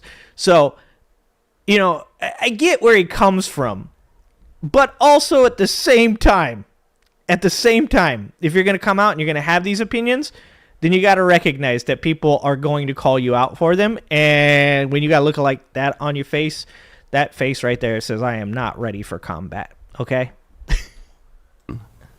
But he's now mainly talking about Israel. No, I don't know if I'm mainly talking about Israel. That's all I see you on the internet doing. Yeah, but that's that might be what. So there you go again. That was what is the meaning of enough? I don't talk about mainly Israel. No, Dave Smith talks about Israel all the fucking time. Does he talk about it 100% of the time? Of course not.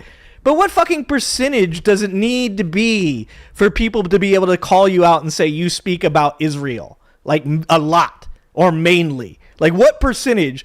And this is why I hate fucking debates, is because people will do this shit. Semantically, they'll get you in a place where they're like, well, when you say I mainly talk about that, like what percent are we talking about? Are we saying I talk about it 60%, 70%, 80%? And it's all shit that you can't actually prove, right? Like you would have to go get fucking hours and hours of fucking footage. Like, because if you show him a clip of him talking about Israel, he's going to be like, yeah, I talked about that one time. You show him another clip. Yeah, I talk about it a couple times.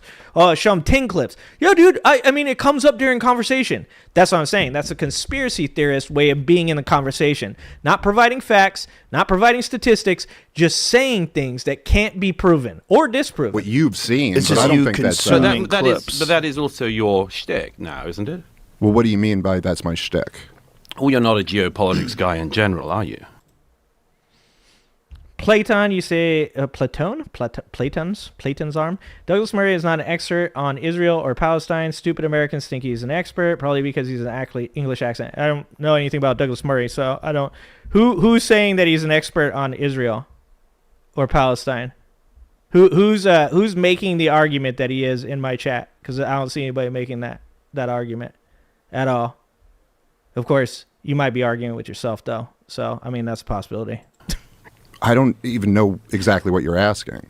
I'm saying you've decided, being a comedian, you've decided now Jesus to become Christ. somebody who talks about Israel and the conflict. I think you're incorrect. I don't think it's a decision. I just think you have long-form conversations, multiple of them. It's a huge event. He said, I don't think it's a decision. It's a decision to have the conversation on the topics that you're talking about.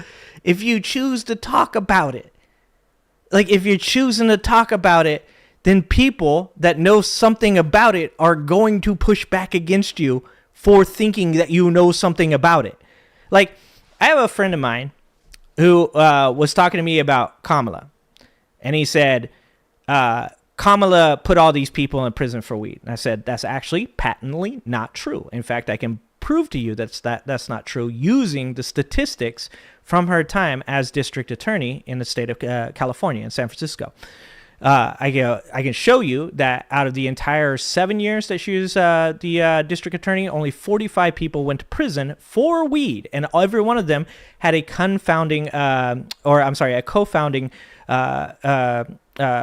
charge that was or that they were distributing, right? Out of that 45 people, so 45 people in seven years, and he was like, "No, dude," and he's a lefty, he's a Democrat. He's like, no, but she also did this other thing with this guy. He went to prison and she never gave him a chance. I'm like, actually, that's also not true. That man had appealed 12 times. That was his 13th appeal. He had DNA evidence. He had the only survivor from this family that died was this young boy. And there's literal video evidence, or not evidence, video, him bearing witness. He saw it happen, right? And he talks about it in this video. And he's getting mad at me because he wants me to just say Kamala bad, right? He wants me to just agree that Kamala's bad. And so I'm like, okay, fine. Like, I get what you're saying, but you're wrong. And he's like, dude, you're being so condescending right now. Like, no, I'm not being condescending. I'm telling you you're wrong. And also it's in chat. So chat's hard to tell, right? Or text is hard to tell. It's very soulless, no emotion. It comes across wrong. It's very easy to misunderstand people. That's why I was saying Platon there. Speaking of Platon, if you think Douglas Murray is an expert, you're an idiot. He's prosperous. He's not intelligent. Nobody's saying he's okay. If you think I'm saying he's an expert, you're a fucking idiot. Okay? Jesus Christ. I might be misunderstanding you, though, as I just said. Anyways, what I was just saying was, like, in this conversation, he's like, you're condescending because you're telling me I'm wrong. The problem with that, I talk to people that are professors. I've talked to people that worked in the Nixon administration. I've talked to people in the Clinton administration, the Obama administration. I've talked to primary Republican candidates. I've talked to lots of people that know a lot more about many subjects than I do. And in those situations, when I say something to those people that goes along the line of, well, I think X about the thing that you're an expert, and they say, well, you're wrong because, I don't take that offensively. I generally just go, well, you know more about this than I do. Maybe I'll go check it out afterwards just to make sure that you're right. But for the most part, you're the expert on this subject. I'm not. So I'm going to just go ahead and accede that most likely you're right. I'm not going to feel as though you're condescending to me, but that is exactly what I was saying, is people feel like mentally they're being challenged in the hierarchy. They feel like they're being knocked down a few pegs because somebody claims that they know something that you don't. Now, the defense, as I said, is to be a conspiracy theorist and just make up shit, or to be a contrarian. It's very popular to be a contrarian nowadays because it's intellectual. You're questioning things. But the thing about that is you're not actually questioning things. You're just disparaging it. You're just being dishonest. There's two ways to do that. You can do it in good faith, where you say something along the lines of, hold on, I want to believe what you're saying is true, but can you prove that to me? Can you show me how that's correct? And sure, you can ask more and more questions to that, because as Socrates said, it's all about the stamina of your argument. So if you can continue to defend that argument by saying, yes, your question is this. This is my answer to that. You have another question? I can answer that as well. And you continue that until you've exhausted all the questions. And then the person is either right or you exhaust them and they can't defend it and they're wrong. Now, the other side of that is bad fucking faith. When you come into a conversation and you don't know shit about something, so you say things like, "You're talking about the FBI, the corrupt FBI, corrupt government, bro? What, you believe all scientists, bro? You're a moron. You're a moron." Andrew Wilson doesn't know philosophy. Sure he doesn't. Sure he doesn't. I don't fucking like Andrew Wilson Platon, but once again, just because you don't like somebody doesn't mean... See, this is the problem with people. This is the problem with people. You can hate Andrew Wilson. I hate Andrew Wilson. It doesn't mean that he doesn't know anything about philosophy.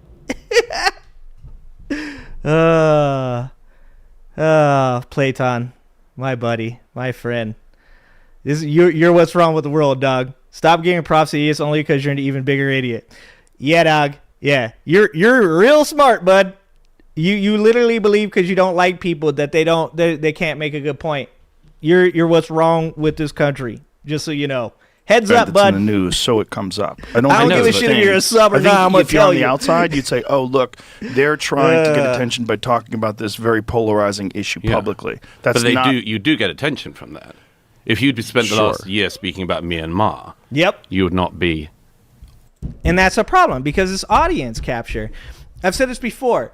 If I come on here, I can make a video about Joe Rogan. I can make a video about Bill Burr and Ben Shapiro. I can make a video about something that's entertaining and like edgy, and that will bring in views, clicks, and money. And luckily for me, I don't have to worry about money. I have a career. It pays me well. I don't need to worry about whether or not people like Platon there hang out. It's not hard for me to look at a person like Platon and say, like, if you don't like it, you can. It's all good. We don't have to love each other. But when we talk about like Israel Gaza, how many people do you think talked about Israel Gaza because they actually care about Israel Gaza? And how many of these influencers do you think talk about Israel and Gaza because they know that you will become emotionally invested in the argument, and whether or not you agree with them or not, you will watch their content because you either want to hate watch it or you want to feel like you're correct. Tons of them.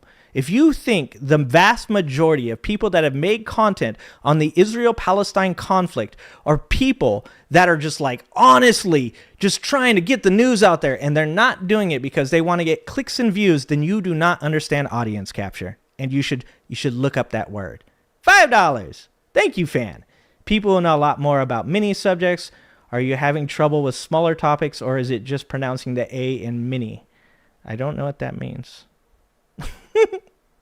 Okay, I don't know how I'm mispronouncing my words, fan. Okay, I don't know how I'm calling me out on my words. Like, okay, I grew up in a trailer park. Thank you. How hard is it to be against? Oh, you're one of those people, Platon. Because nothing in this world is nuance, Platon. Nothing has nuance. It's just one side's good and the other side's bad. It's always that way. I literally said at the fucking beginning of this, you're one of those people. God damn it. You are so the fucking problem with this world. I literally said at the beginning of this, I don't talk about the Israel-Palestine conflict. However, innocent civilians dying is always wrong. But you're like, you're watching a video of Douglas Murray. That must mean that you agree with the Holocaust going on in Palestine right now, bro. Your fucking attention span is that of a goddamn gnat, dog. I literally said at the fucking beginning of this, civilians dying is wrong. And you're like, you support it because you're watching a Douglas Murray video. God damn it. God damn it. This is what's wrong with this world. One side's bad, the other side's right. There's no nuance. No nuance. It's all just fucking what I believe is the right thing. On my lips. Yeah, but he does talk about Yemen constantly. He talks about a lot of things that aren't in the news. Well, I tend to talk Yemen's about the news, conflicts that my government is directly involved in, which I think is reasonable to me. But I don't quite get, like, what's all the appeal to authority stuff? I mean, what you have to be an expert, or no, I think what exactly? Authority.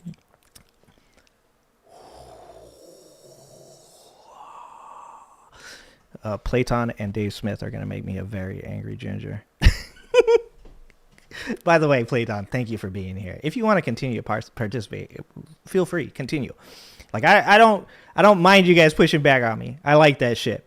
But I am going to tell you what I think, just so you know, just while you're here, for the next 10 seconds before you log out. The appeal to authority thing drives me up a fucking wall. And I'm pretty sure I said this on the last one, but we'll do it again. An appeal to authority, first of all, there's formal and there's informal fallacy. Formal fallacy is something like appeal to authority. Informal fallacy is something like ad hominem. Now, you can use formal and informal fallacies in an argument, right?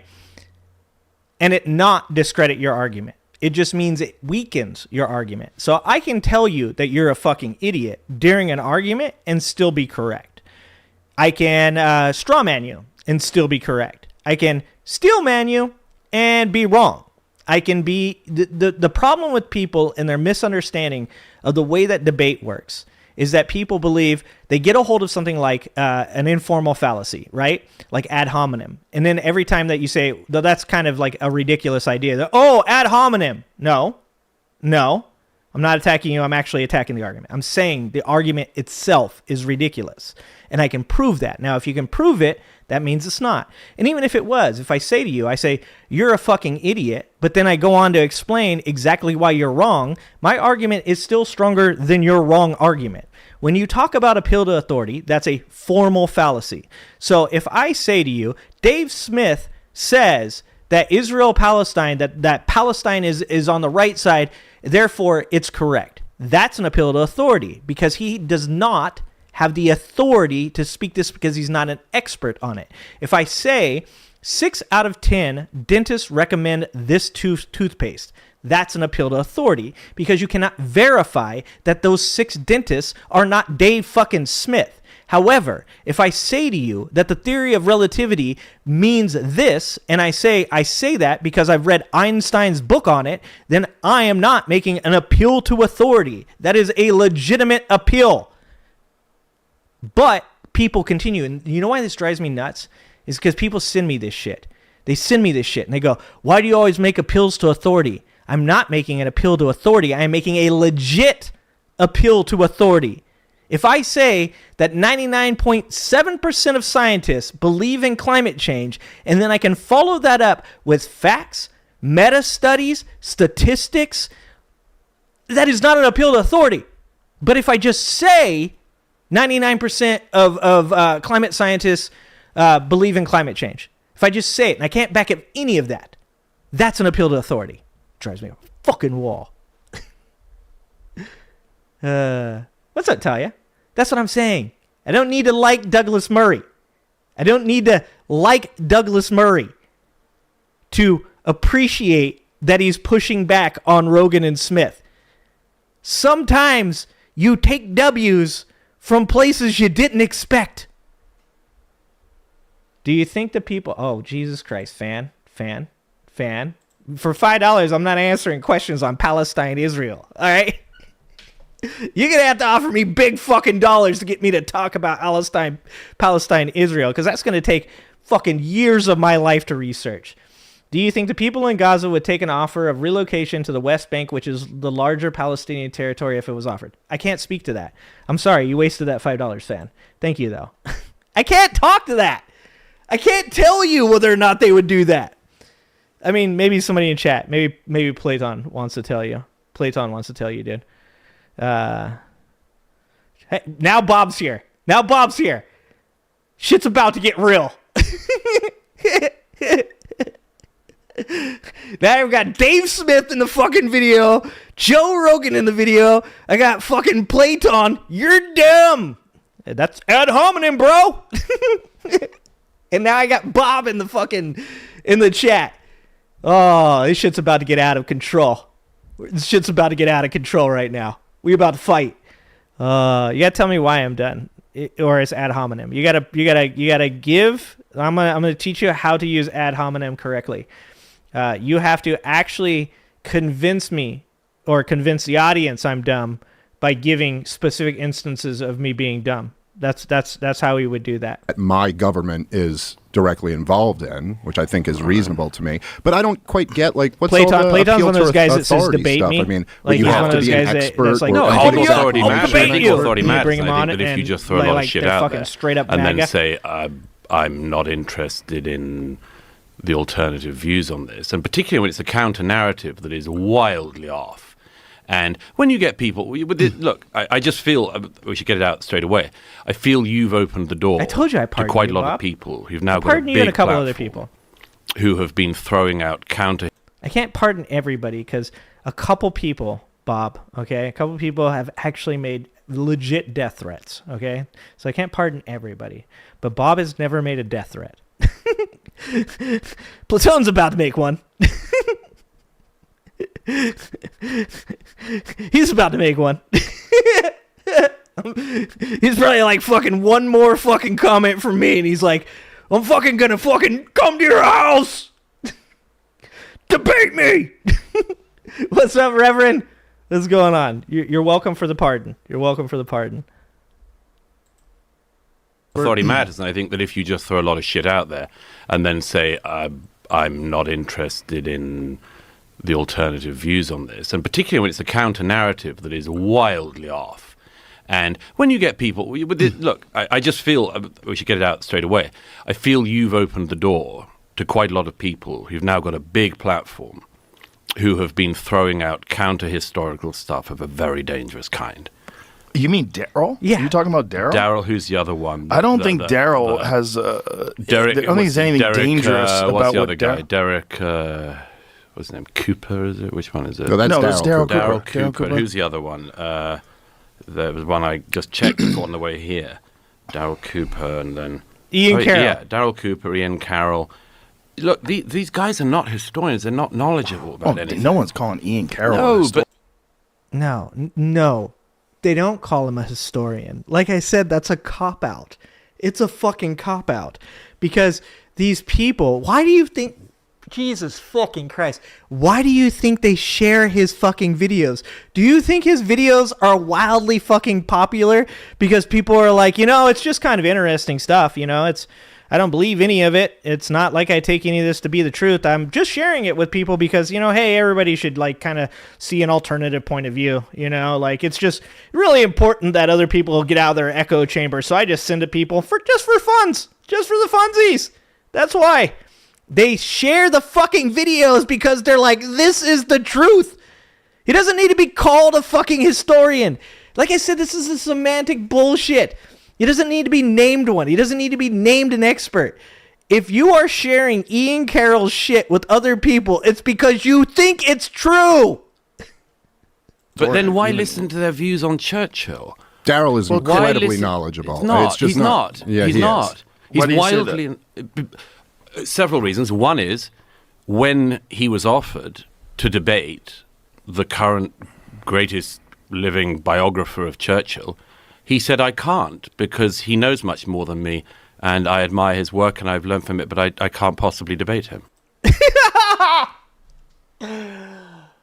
Oh, we live in idiocracy. Oh, Christ, we live in idiocracy. Like, just the idea that Winston Churchill is the true villain in fucking World War II. That's so fucking low IQ, I don't even know where to start. Like, Winston Churchill held together a country while it was being bombed for how many days straight? Was it 56 or 59 straight days of being bombed by the Germans? People were literally living in the subways underground because the Germans every night were bombing them. He held them together while having talks with Franklin Roosevelt, who Roosevelt didn't want to get involved because of the previous war, World War I. To act like Churchill is some kind of villain on all this, especially after the talks between Stalin, Churchill, and FDR resulted in fucking Churchill kind of getting the snub And Franklin Roosevelt pretty much, I mean, he took over. And rightfully so. I mean, the Americans came through and did a lot of fucking work at the end. That ended up ending the war. Roosevelt kind of deserved, what he got. The power that he got, the authority that he got out of that. But Churchill is definitely underappreciated when it comes to the negotiation period. It was pretty much just Roosevelt and Stalin. And you see how that worked out, obviously. Obviously, that worked out real well with everything that happened with the Cold War after. That was a great job, guys. It's insane to think that you're going to sit there and you're going to fucking villainize Churchill, and then these people are going to sit there and go, hey, dude, it's just, it's just an alternative point of view. It's just, hey, maybe Big H was the hero, and maybe Churchill was the villain. I mean, it's a possibility, right? I mean, I'm just asking questions, just throwing them out there. What if? You know what I'm saying? Like the Marvel comics. What if Hitler was a hero and Churchill was a villain? Just questions. It's fucking dumb. That's Andrew Roberts. But you don't have to be able to debate people to have opinions. No. on You things. don't have to debate people. If it's not your... No, you don't have to debate people to have opinions. But if you're going to speak on it as though you know a lot about it, then you do have to debate it. It doesn't, and here we go again, it's semantic. That doesn't mean go on a show and debate with another person. That means that people are capable of pushing back against you regardless. If you have an opinion, then people have the right to say that you might be wrong. And that's acceptable. You can get mad. I get mad. You can fucking call them names. I call people names. You can shit on them. I shit on them. But at the end of the day, I'm not going to sit here and go, you don't get to have an opinion. You can have your opinion.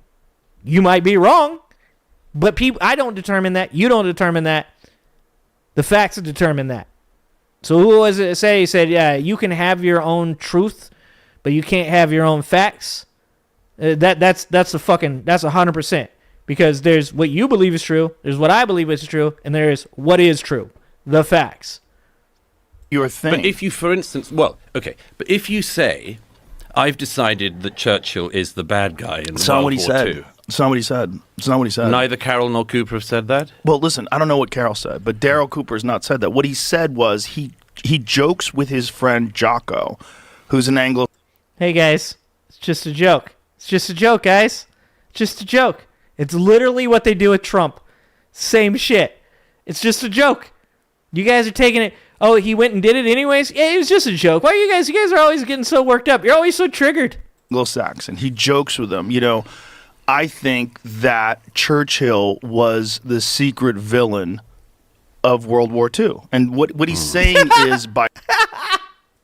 I love that too. They're like, it's a joke. And you're like, it's not funny. There's nothing about it that's funny. What is the joke? Churchill's actions, the war escalated. He's not saying anything. He's not just asking questions. Wait. The joke is that I'm missing something in translation here, because the joke is Winston Churchill is the secret villain because his actions increased or escalated the World War II. The part where he defended his country against the bombing every night, the fact that he didn't just fucking just lay down and let it happen. I mean, did you want him to allow the French fleet after France was taken to fucking do drive-bys on them?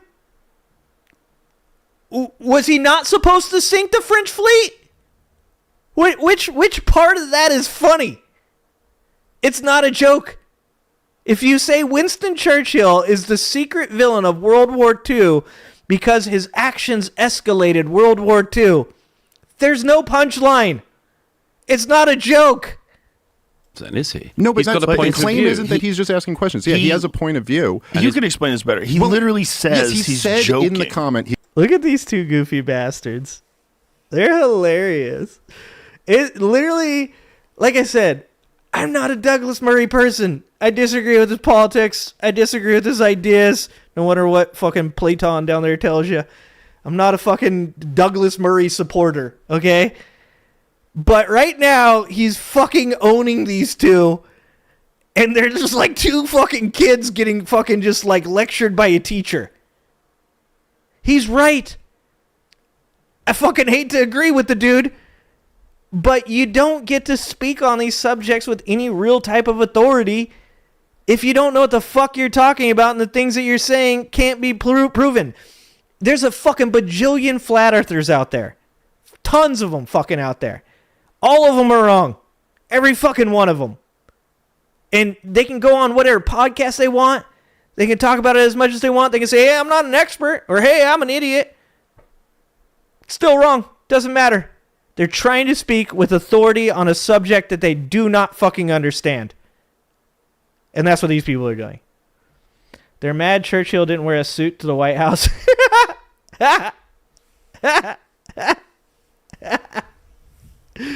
Reverend. Oh, dude. That is fucking hilarious. He goes, listen, I'm being hyperbolic. And then he once again disclaimed. He goes, and I'm not claiming Churchill committed the most atrocities or was the worst part. But in many ways, I do view him as the chief villain, as my hyperbolic, provocative statement. Oh, guys, there's another Trump for you. Another Trump one. Amazing. It's so crazy that these guys all say the exact same shit. They're fucking NPCs. I was just being hyperbolic. It's fucking Scott. Who was it? It's Tennessee Brando's favorite word. I was just being hyperbolic. Once again, it doesn't apply if you don't actually use the definition of the term. If you're being hyperbolic and you're saying something to millions of people and they take it as though you are telling them something is true, then you are telling them something is true. But what's Douglas, the point of that? Well, okay, but Pat Buchanan wrote an entire book on this. Is he not allowed? Is he not an expert? Is he not allowed to be he's interviewed? certainly not an expert. He can be interviewed. I've watched. Yeah, I was about to say, I'm like, hold the fuck on. You can write a book on something and not be an expert, first of all, just so you fucking know. Writing a book does not make you an expert. You can be well-informed, you can be well-educated on the subject, but you ain't a fucking expert, okay? There are plenty of people that have written fucking books. RFK Jr. wrote a book about vaccines. That motherfucker, no matter what fucking position he holds in our current government, is not an expert. He don't know shit about what he's talking about. $10. Those that know the least have the most to say. Exactly. What was it? Was it Socrates? Was it Socrates that said, the only thing I know is that I know nothing? Was that Socrates? Or was it it wasn't Plato, right? I think it was Socrates. Or Aristotle. I've got Aristotle right here. I should probably look that shit up. Yeah, exactly. The only thing I know is that I know nothing, right? And that's really fucking important because, like, when Fan asked me that question, right? If I'm concerned that I think that you guys want me to know these things. If I'm concerned that you guys will no longer give me money, no longer sub, if that's what's important to me, I make something up right there. It was Socrates. Boom, got it, pants off. See, I fucking know some things every once in a while. It's kind of ironic to say that to that. But if my only concern is making you guys feel like I'm fucking super intelligent and I know all these things and fucking, you know, like I can comment on any world current event going on, if that's my concern, then I just make something up there. I just say to Fan, you know, like, I can bullshit. You want me to bullshit that answer? I can bullshit that answer. Do I think that the Palestinians should be moved in? Oh, yeah, dude. Yeah, I mean, look, there's times in history where people have been able to take a culture like the Palestinians, like the Jewish people, and you just got to have a really strong authority figure in between those two that comes in and really, like, you know, bonds these people. I mean, we look at what's going on in Ukraine right now. We look at what happened with the Tatars going into Ukraine, and we look at, you know, how they've bonded. You could see the same thing happening with Palestinian and Israeli Jews as well. Like, you know, I can make up some shit if you want me to, but I'm not. You know why? Because it's fucking dumb to do that. at the end of the day, if you don't know something about the topic, it's okay to just go, I don't know anything about that topic. Could you explain it to me? Like, I've said this before with my employees, right? If I tell somebody to go do something, if I say, I need you to go enter this product in the database system, and you act like oh, yeah, dude, don't worry. I'm like, oh, hold on. Let me tell you how to do it. No, dude, I got it. I'm good. I've done this a million times. I'm like, I'm pretty sure you've never done it before. No, I'm good. And then you go and you do it, and you fuck it up. I'm going to be upset with you because you should have just been honest. But if you just say to me, oh, enter this in the database, I've never done that. Can you show me how to do it? I'm not going to be mad at you. I'm going to be like, yeah, let's go do it. Let's go fucking do it. Glad you asked. And that's what's wrong with this society. This society is every single fucking person right now thinks that they're the smartest motherfucker on earth. Every single person thinks, oh, you know what? If I don't have an answer to this question, if I say I don't know, I lose in this hierarchy. I fall down a few steps. But the reality is actually like learning about the subject that you don't know anything about by asking questions, by saying, by postulating yourself and saying, hey, you know more about this than I do. Why don't you let me know some things and I'll go and do some research to verify it? Like that actually raises you much higher in a more important hierarchy. And that's a hierarchy of people that you can trust. Like this is missing from this society because of audience capture. Because audience capture goes all the way from Donald Trump down to fucking Tim Pool and even people on the left. Alternative media as a whole, my media, what I'm in now, what I'm doing now, exists off audience capture.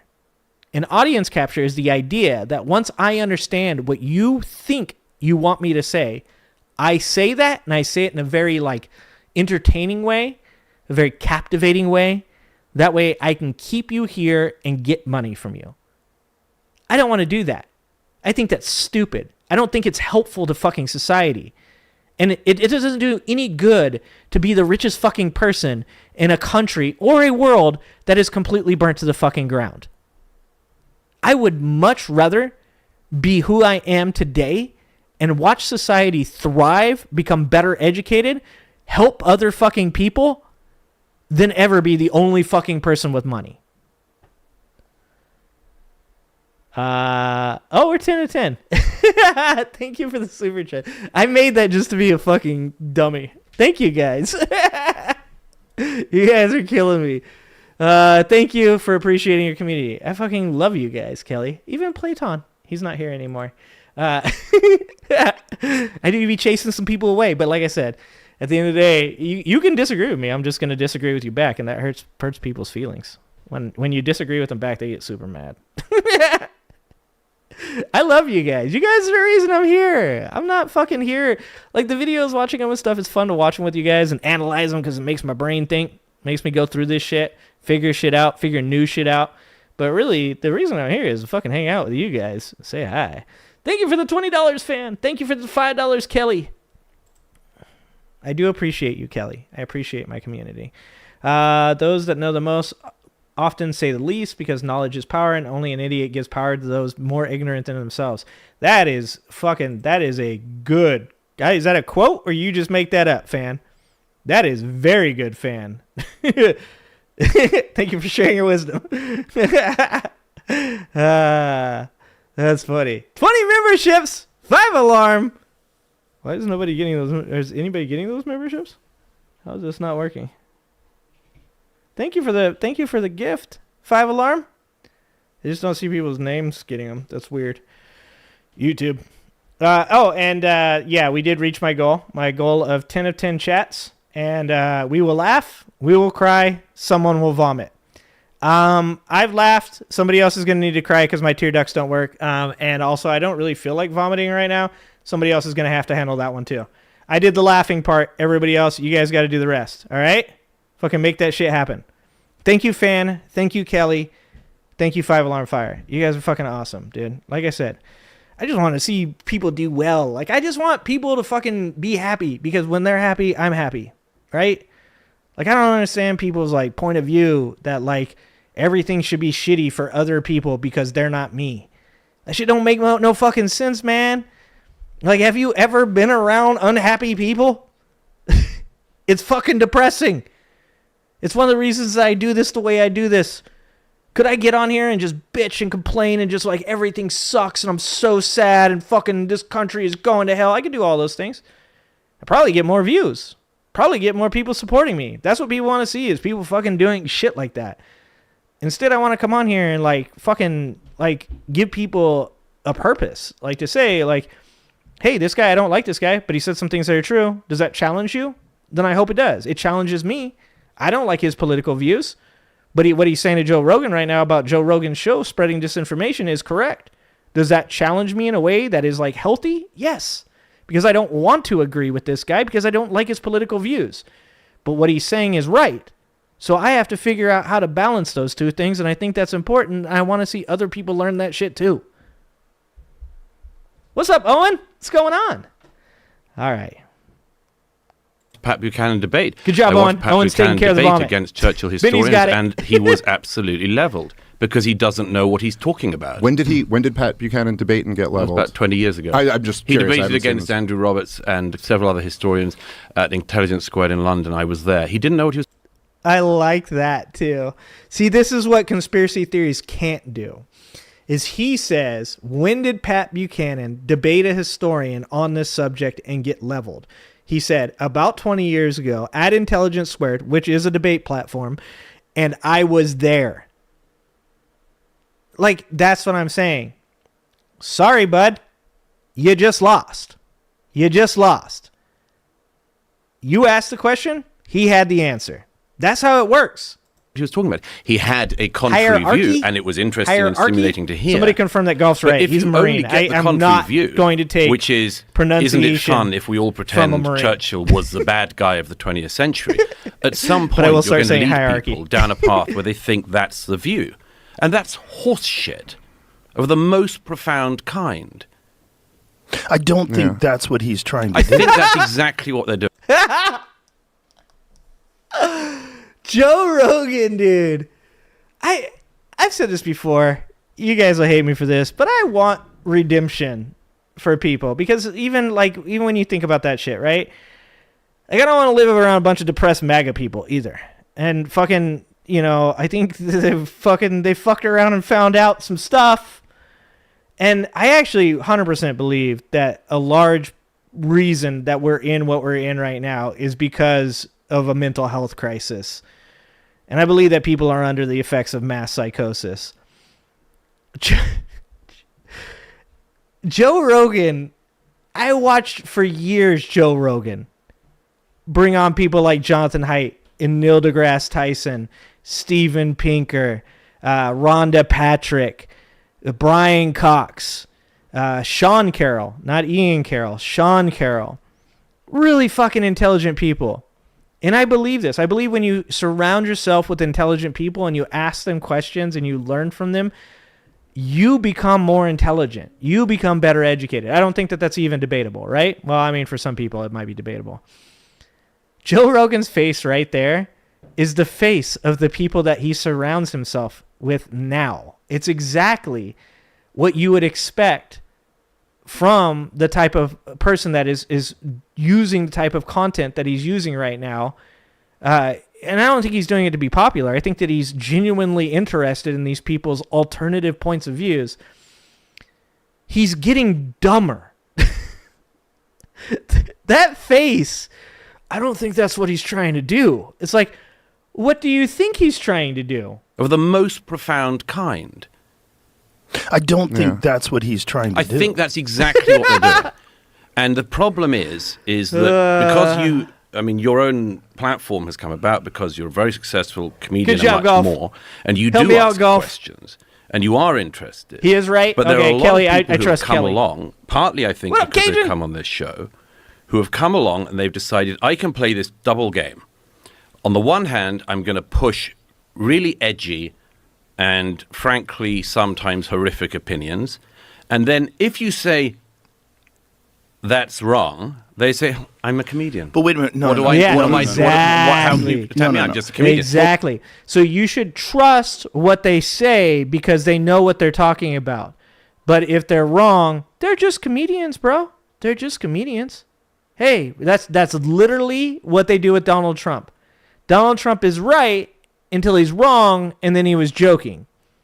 And he's always joking. Did you get that joke? Did you get that joke? Well, I'm just throwing stuff out what there. horrific opinions that's wrong are you talking about specifically? Once guys like this get into very obvious stuff, which is Guys like Daryl? the ones I'm describing. You very need to clear. listen. I just love the fact that Joe Rogan cannot keep the plot. Guys like Daryl? Guys like Daryl? Like, bro, you've been talking about this motherfucker for 8 minutes straight. Who do you think he's talking about? Do you think he's talking about Ronald fucking McDonald, Joe Rogan? Daryl? And I love that his name's Daryl, too. Are you talking about Daryl and his other brother, Daryl? What the fuck, dude? Who do you think he's talking about? He's literally been talking about the same person this whole time. It's so bad faith. It's so bad faith. Listen to Daryl to really understand what he's saying. If you take Daryl's words out of Stop context, say Daryl one more time. Has some of the most nuanced, balanced, and charitable. When he says nuance, by the way, what he means is he doesn't agree with what experts say. That's what he means. He doesn't mean nuanced. Nuance isn't just being a contrarian. Nuance means oftentimes taking into account that other people are correct about things, but you might disagree on small things. Nuance also means that if you're going to talk about those things that you think the other person is wrong about, that you might be wrong about them being wronged. That I love nuance. I hate reductionism. I hate a person saying something like, in this war, this side's right because whatever appeal to emotion. I don't like that. I want to know why I'm supposed to believe what you want me to believe. I want to know why, like when we talk about like a Fortune 500 company, I don't want to be told, well, yeah, of course they're the top of the game because they're the most successful. No, I want to know why that puts them at the top of the game. I want to know what exactly made that happen for them because I want nuance. I hate reductionism. But just being contrarian is not being nuanced. It's okay. You should challenge views with questions. That's the Socratic method, right? Is to say, I'm going to challenge what you're saying. But the Socratic method isn't to assume without a doubt that you're right and they're wrong, and you're going to ask questions and prove they're wrong. Instead, it is to ask questions in good faith, and if the person is wrong, then victory. You're correct. But that doesn't mean their entire argument is wrong, just that portion, right? And then you work your way through it. That's why Socrates said, the stamina for your argument is very important because it determines what your educational background is. Paraphrasing, but something similar to that, right? Is that the more you know about a subject, the longer you can talk about it. And that's why conspiracy theorists don't talk about one thing. They want to link it to this and to this and this and this and this and this and this and this because it widens or broadens the amount of things that they get to talk about. So that way, because if you pinpoint them down on one thing before they gish gallop on you, they can't defend it. But if they can link it to 10 other things, then they can make it seem as though they have a broader base of knowledge on something than they actually do. Views on all the figures in history. Well, particularly Hitler, it seems. No, you're wrong. You're wrong. He doesn't. What did he call him? How did he describe him? I think he compared him to a methed out psychopath who was holding an entire nation of people hostage, I believe was the way He also put it. said on here that he wasn't anti-Semitic until the Holocaust. There were no speeches of Hitler's. I didn't watch this podcast with this guy, so I don't know if that's true. But I believe that's verifiably wrong. If that's what that dude said. And once again, this is fucking Douglas Murray. It's not like, I mean, I guess Douglas Murray is not anti-Semitic, but it's not like he's not exactly a champion of religious values. He likes Christianity, right? But he doesn't. What is he? He claims he's agnostic or Christian agnostic. I don't know. He believes Christian values are good, but this I mean, he definitely hates broadly the Muslim religion, right? Like, I'm right about that. I'm probably speaking out of turn on this, but I believe that's true. And he's looking over and going like, wait, you're saying that Hitler wasn't anti-Semitic until he started murdering the Jews? You're saying up until he started murdering the Jewish people, definitely didn't have an issue with Jewish people. In the 1930s. No, again, this is No. Listen, this on your He show. said he was not That's public good. about he said it. he was downplaying it to win. Did he say he wasn't public about it? Like in 1930, like pre-internet? What the fuck does that mean? He wasn't public about his anti-Semitism. Look, Hitler was anti-Semitic, but you only knew that if you're having beers with him at a frat party. It was crazy. It was. Like if you knew Hitler like I knew Hitler back in the day, man, we just chilled and talked about football. Soccer, okay? Never had a bad word to say about Jews. Always the coolest dude. But it turns out, a couple times when we were just me and Hitler, he made jokes about Jews in showers. That turned out to be kind of foreseeable. A little foreshadowing going on there. What the fuck do you mean? Hitler wasn't public about his anti-Semitism. Like he didn't write fucking enough pamphlets. He didn't give enough speeches back in 1930. How do we verify that? Jesus Christ. He said there was a period where he was downplaying it to win over popular support in Germany. Yeah. It was his argument. There is no historian of World War II who thinks that Hitler was downplaying anti-Semitism in the 1930s. That was what he was doing. He wrote a book about it in the 1920s. He got to power on it, and he grew his power on the back of it. Hold on. I didn't even know that. So he wrote a book? Is that not public enough? Hold on. This is where Dave Smith pivots, right? This is where Rogan and Dave Smith pivot to, but that's not what he's saying, right? Like, this is where they pivot. Because if fucking Adolf Hitler wrote a book, and is that Mein Kampf? Is that what he's talking about? I don't know the chronology. I don't know the chronology of Hitler's fucking book writing career. So you guys are going to have to help me out with this one. Is he talking about Mein Kampf? I don't know when that was written. I knew it was written while he was in prison, right? He was in prison. He wrote the book. He got out of the book. Got out of prison. Did he lose the first race before he went to prison or after? I can't remember. I know almost everything after that.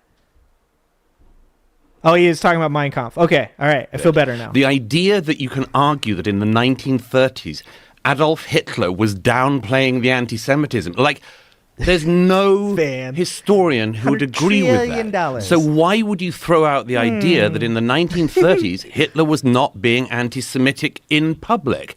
That was what he was doing in public. He announces to the German parliament what he wants to do. So... Oh, he's just so like... What the fuck are you... That tone of voice is like, you've got to be the dumbest human beings I've ever talked to. Holy shit. When you're throwing out claims like he was keeping it down in the 1930s, first of all, what are you doing? And secondly, why? Hold on. Yeah. Hold on. I got distracted. I got distracted by his chronology there. The chronology talk got me distracted. What would even be the point of saying, like... Hitler, well, you know what, dude? Like, before he got in, before he became, the chancellor, before he did, the things he did, he was actually not, like, he wasn't a bad guy. Like, oh, god damn it. Holy fuck. Now the Bryce Mitchell video makes so much more sense. The Bryce Mitchell video is the one where Bryce Mitchell, the fucking MMA fighter from Arkansas, okay? He said, he was like, Hitler wasn't a bad guy until he got on meth. Hitler was a guy I go fishing with before he got on meth. Did Bryce Mitchell watch the Joe Rogan podcast with Daryl to come up with that fucking point of view? Is that where this guy got it? Oh my god, I'm fucking seeing disinformation spread in real fucking time. You've got to be kidding me. Guys, Hitler was a really good guy until he got on meth. All right? All the anti-Semitism, not his fault, meth's fault. And I do have to say, once you do meth, life does start to go downhill. But having grown up with a lot of crackheads, I can tell you this, not a lot of them were anti-Semitic. to tell you the truth. They had other shit on their mind, to be honest with you. And mostly it wasn't to do with anti-Semitism. I mean, some of them probably were anti-Semitic, but I'm pretty sure they're anti-Semitic before they got on the meth.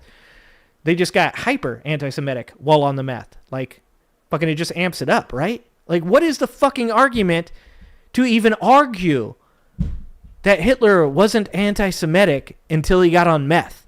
Like, what are you trying to do? Like, you're trying to blame the Holocaust on methamphetamines? There's a lot you can blame on methamphetamines, like people stealing your TV or stealing your bike and then trying to resell you back your bike. That you can blame on methamphetamines. The loss of your teeth, blame that shit on methamphetamines, okay? Running down a street naked with your winky just fucking flopping around while you scream at the police that are chasing you that you have done nothing wrong. This is not a real life event, okay? Okay. After you stole somebody's TV, possibility. You can blame that on meth. That's a possibility. I don't think you can blame anti-Semitism on meth. I'm pretty sure that was all Hitler. Okay. I mean, I think that it's I am putting kind shit of together hard right now. because Exactly, I don't Reverend. even know exactly guys what watch that Daryl's happen. point on that was, and so I'm not really in a He said I don't really know what his point on that was. I'm here defending what the dude said, but I don't really know what he was talking about. Dave Smith is a goofy bastard. Like I said, I don't really hate Dave Smith. He just reminds me of every libertarian I've ever known in my entire life.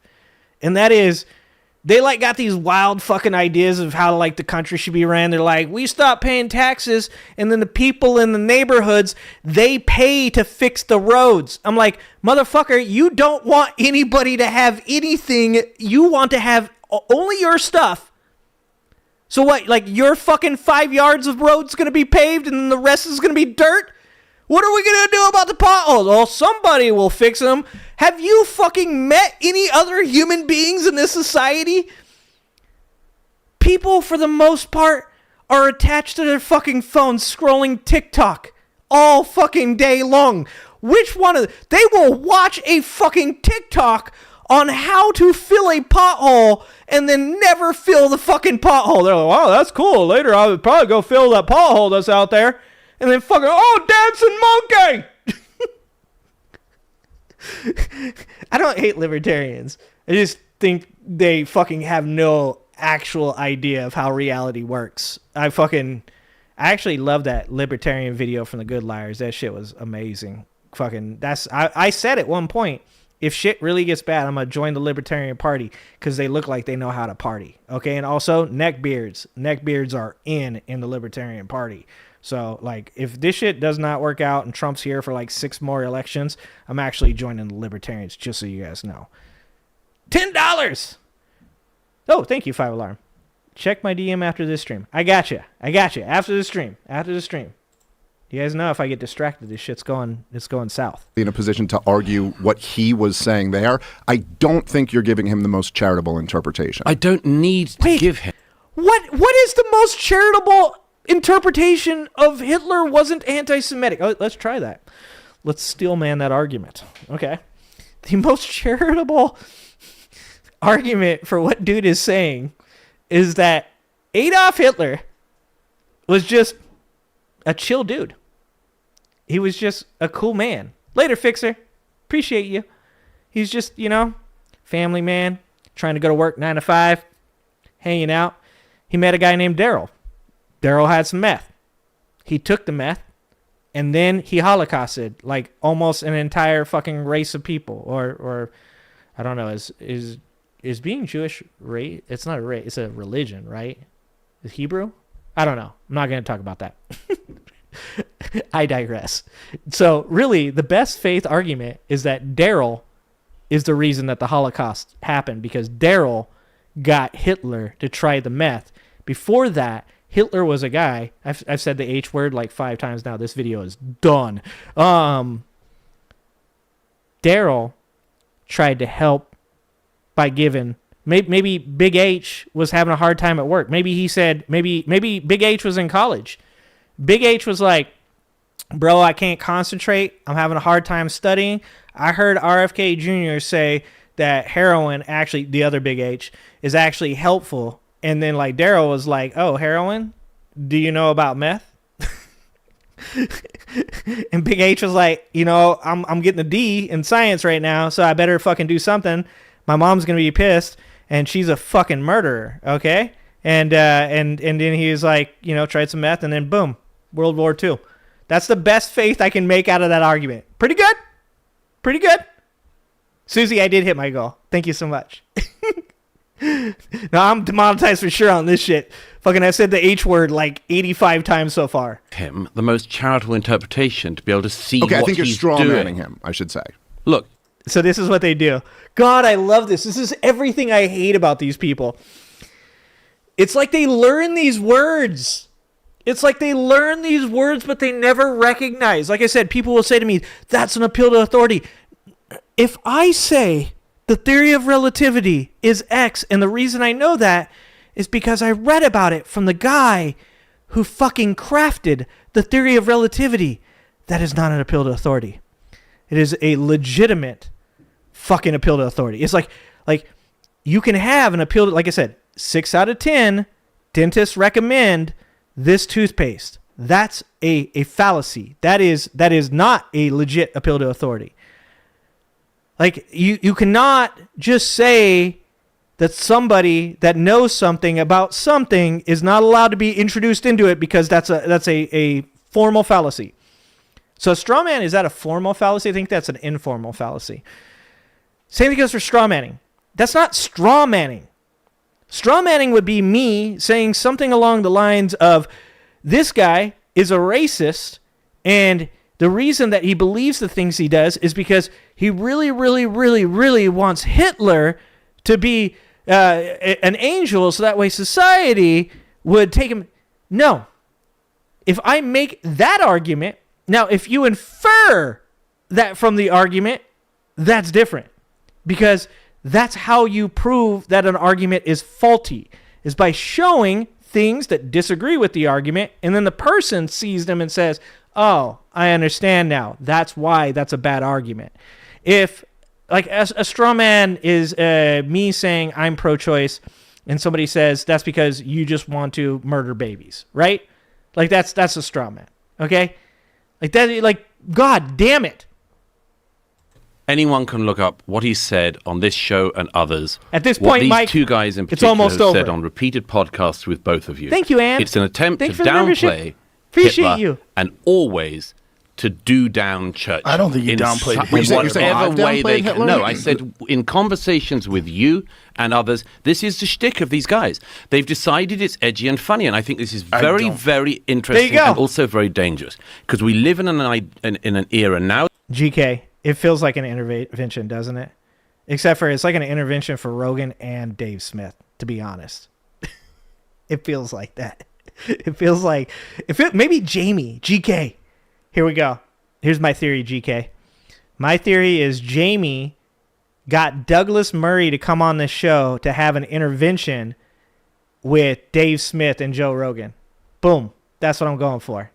It does feel like an intervention. It does. Which one did I fuck up this time, Golf?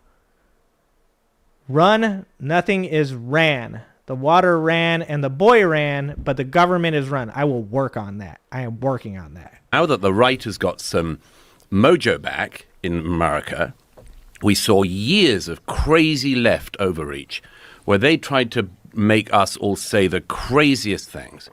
And completely predictably, there are now figures on the right playing with really dark and ugly stuff on their side.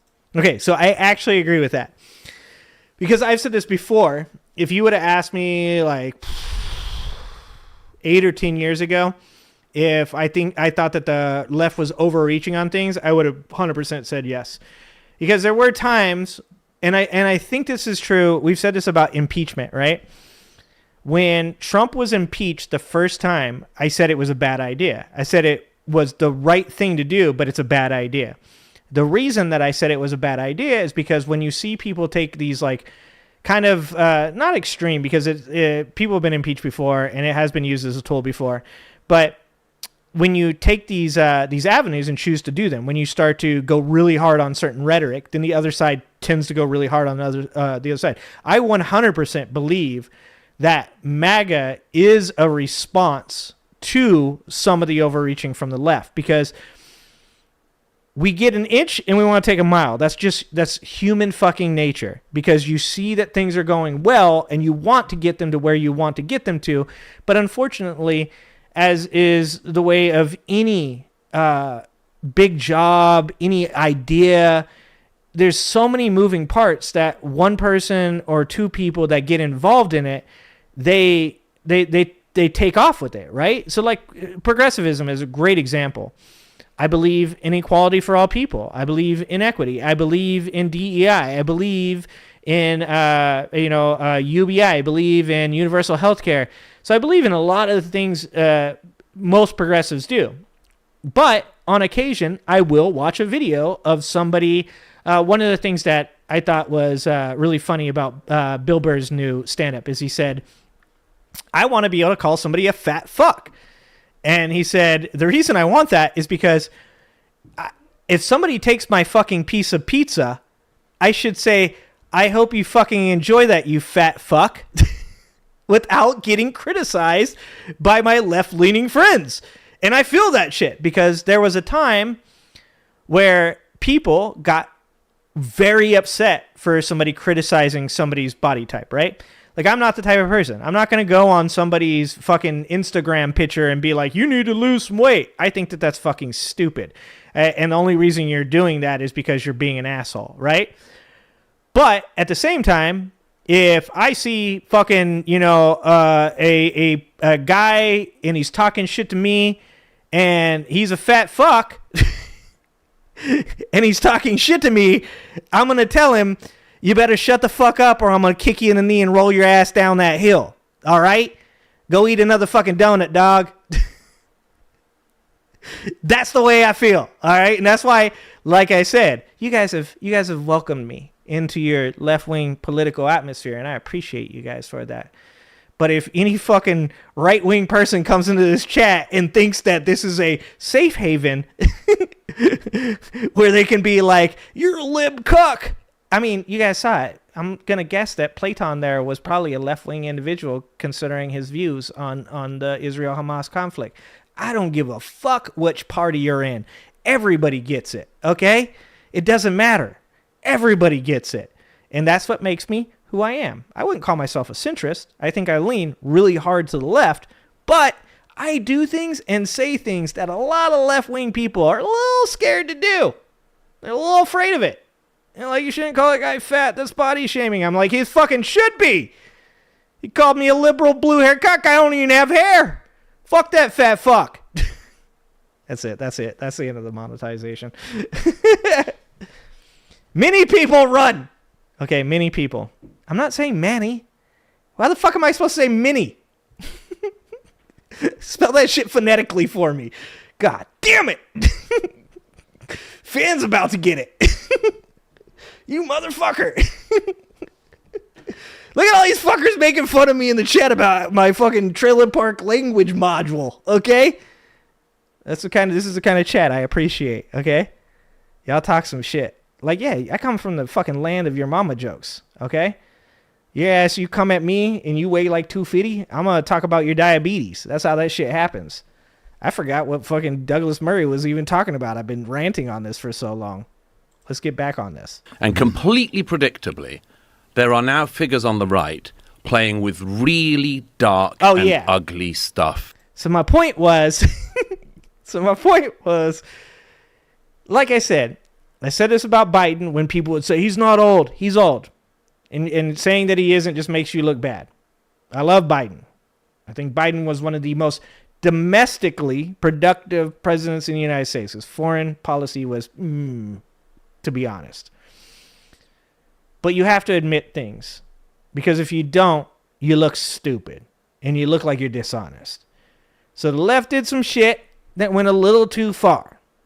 And the right responded by taking it even further. Because that's what the right does. The right's like, whoa, they can get away with that shit. Watch how far I can take it.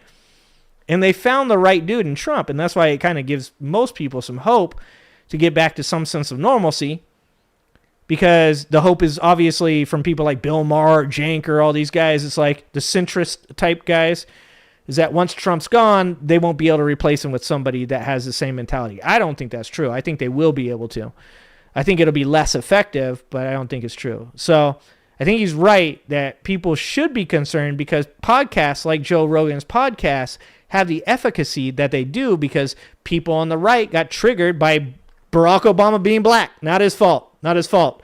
Barack Obama saying fucking the guy in Ferguson or Mike Ferguson, whatever the kid's name was like his son. Triggered the fuck out of a bunch of white racists. Not his fault. Created the Tea Party, right? But, like I said before, also, just saying every Republican is racist also causes that triggering. I mean, it's just a fact. So then they go the other route and they start doing this extreme shit and they start fucking bringing in all these conspiracy theorists and they took it like a mile outside of it. It's too far. On their side. I agree with that. They that. are mainstream. I don't think and I Daryl's think it's doing that. partly being mainstreamed by the two people I just described. And both of you have kept speaking to these people. And you don't get... What the hell? Are you talking about what I was saying about impeaching? No, my point, so here's my point, is that if you're not going to follow through with sentencing and prosecuting a person, then you should 100% not do it, right? Because then you just look ineffective. If you're talking about the 34 felonies, I 100% agree with you that he should have been prosecuted for that. He still should be prosecuted for that because then it looks weak, right? If you put a person on trial, find them guilty, and then do nothing about it, you look like you're ballless. And that's why the impeaching for me was dumb. Because when they impeached those people, and I didn't finish that thought, so that's my bad. When they impeached Trump, they knew that the Senate wouldn't follow through. So it looks like they're just using it for political reasons. Now, do I think Trump should have been impeached for his conversation with Zelensky? 100%. I do think that he fucked up and he was impeachable. I think he's impeachable now for all the market manipulation shit. But if let's say, I keep seeing this in the news. I keep seeing Democrats say that they should push an impeachment for him on the insider trading stuff right now. I don't actually believe that. I think that's a bad idea because you know it dies in the House. You know immediately it's going to die in the House. I think that they need to get people back on board with the left. They need to speak out, call that shit what they believe it is, and that's insider trading. They need to call out the fact that billionaires are getting richer and richer, and they need to get the House and the Senate back, and then you impeach his ass. But you don't impeach him if you know that shit's not going to make it out of the Senate, because it just makes you look like you were trying to do it, and then what did they do? They immediately used the same tool against Biden. Now, mind you, they never brought it in because they knew they couldn't do anything with it, right? So what happens? Republicans completely forget about the fact that they tried to impeach Biden and they lost. Instead, they just know they tried to impeach Biden, but the Democrats. So, I agree with you. I think we agree on that. Get on the historians who know about this. And that's Susie. just I appreciate alarming to me. Well, can I just say, so because I kind of do agree with part of what you said there. I do think it is true that almost as a reaction to the woke insanity that we've seen on the left, and I think nobody's been a more effective critic of that than you. I do think there has kind of been a right-wing reaction that has embraced racialism and is dangerous. I like that he says racialism. You mean motherfuckers being racist? Dangerous and not a good path to go down. And now they're flirting with Holocaust denial and yes, Hitler but and absolving Hitler of blame and much more. I think you're wrong to include Daryl in that group. Now, the other thing is, I'm sorry. Okay, I gotta watch Daryl because these guys are they're so fucking they are standing for this Daryl guy so fucking hard. They're like, you know what? There's a lot of bad people out there, but you gotta stop saying Daryl. Daryl's actually a good dude, okay? Daryl's a nice guy.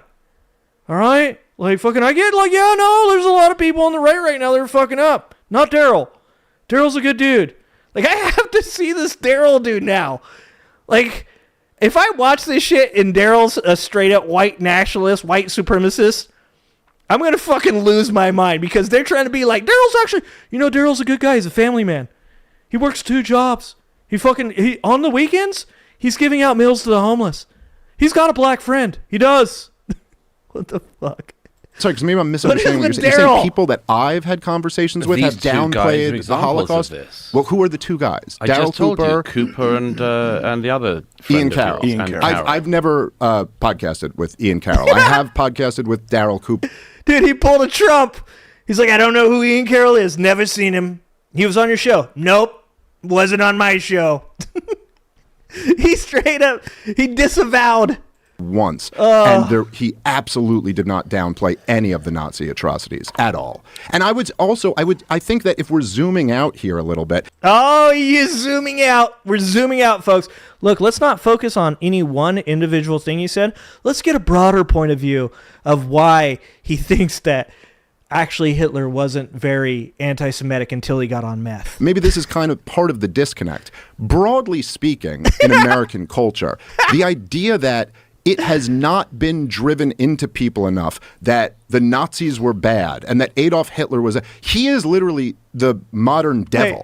Hey, he is. I'm going to need Dave Smith to get to the fucking point of this because, Hitler's bad, dude.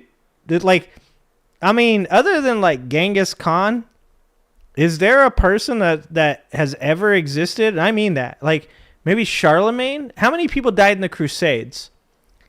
I mean, I guess you'd have to go like per capita to really like get into this, right?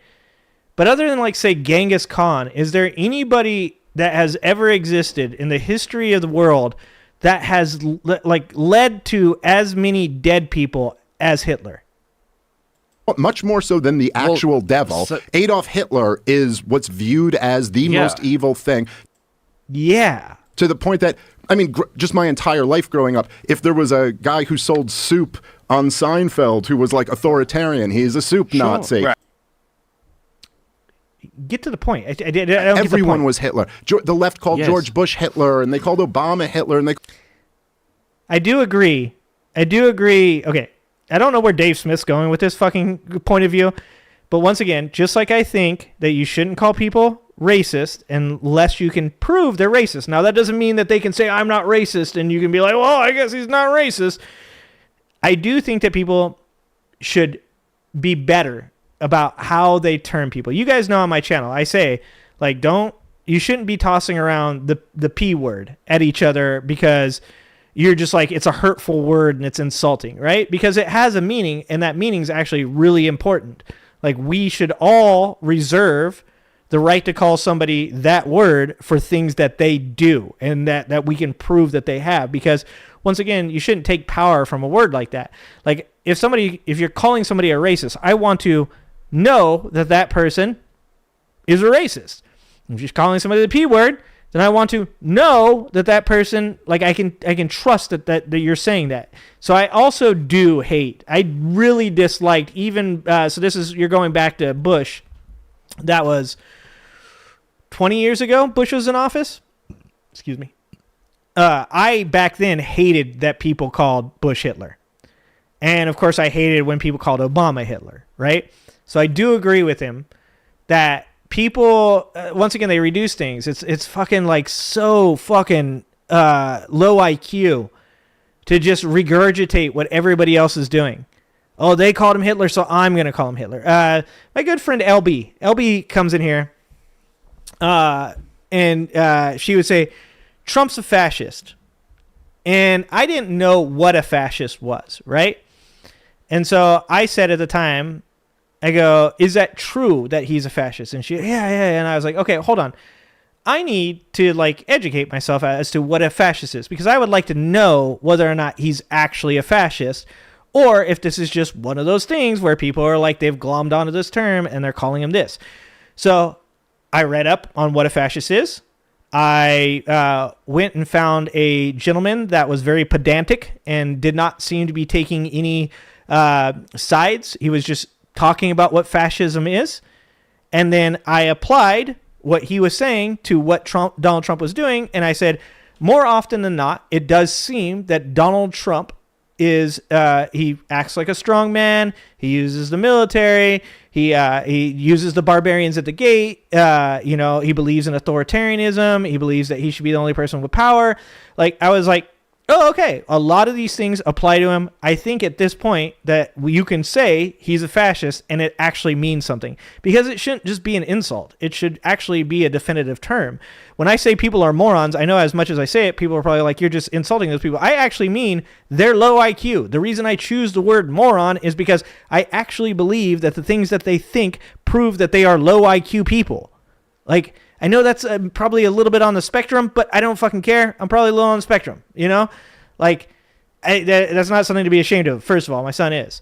But that's the way I like to go about things. If I'm going to insult somebody or I'm going to use a term, if I say you're Hitler, then it should be you're that fucking bad. And even I don't think, I mean, Trump's got a little bit of time left. Who knows where we go from here. But no, I don't think Trump is Hitler. I think Trump is fucking Curtis Yarvin's bitch boy. I think he's a moron. I think that he's a terrible leader. I think he makes really bad decisions. I think he's a bad businessman. I don't think he's Hitler. They call Trump Hitler. Yes. Every single enemy that we've gone to war with is always called Hitler. Saddam Hussein's the new Hitler. Muammar Gaddafi's the new Hitler. Putin's the new Hitler. It is so the idea that like we haven't driven into people enough that Adolf Hitler was really bad. I'm not saying that at all. I'm saying just as the left likes to play with very dark, ugly Pol Pot, stuff, also bad. And they've done it for decades. Later, Reverend. They have played down Appreciate Chairman you, Reverend. Mao's murder of the Chinese throughout his era in power. They played What a down hell. Stalin. There you go. They still march on occasions with posters of Lenin. They've spent decades trying to do down. See, I disagree with that. No, I say that, but I'm probably wrong. I mean, I've met some communists since I've been on this channel. My argument against communism is just basically it doesn't work. I mean, it's just outside of the human idea. Like I've always said, real government is a hodgepodge of different ideas, just like humanity is. Basically, communism doesn't work because of the same power vacuum that is created in other governments being filled by people with authority, connections, and wealth. Once again, I don't care, and this is why I don't end up in a political party. This is why I hang out with all the lefties. But I doubt that I'll ever be completely accepted. It's because somebody will be like, well, communism, and I'll be like, no. At the end of the day, it looks great on paper. It does. You read that book and you're like, you know what, this is fucking good ideas. And then you put that shit in the hands of a fucking human being and they're like, it's my power now.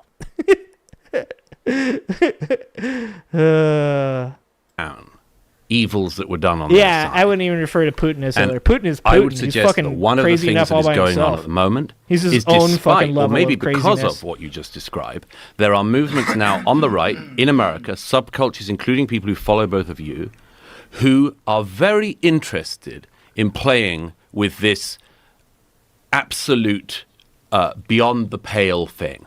Why somebody like Jake Shields wants to play around with Holocaust That's denial. a good point, because he straight up says Why? it. I can't answer for Jake Shields. I don't know. Why do you? So he can answer for Daryl. He can answer for Daryl all fucking day long. Can't answer for Jake Shields. Can't do it. Oh, this guy that Joe Rogan is friends with? Let's see if Joe Rogan says he can't. I have no idea. I think...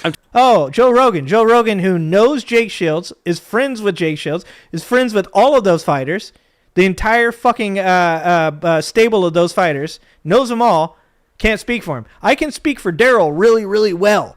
But this guy I've known for fucking 30 years, I don't know. I don't know what to say. That's a crazy. lot of people get captured by audience capture. Captured by their audience. Yeah, I think that's the thing. You get a lot of positive reinforcement from a bunch of twisted people. Well, it's also, But that's what he's saying to you. Jesus Christ. Bro. You just said what you do.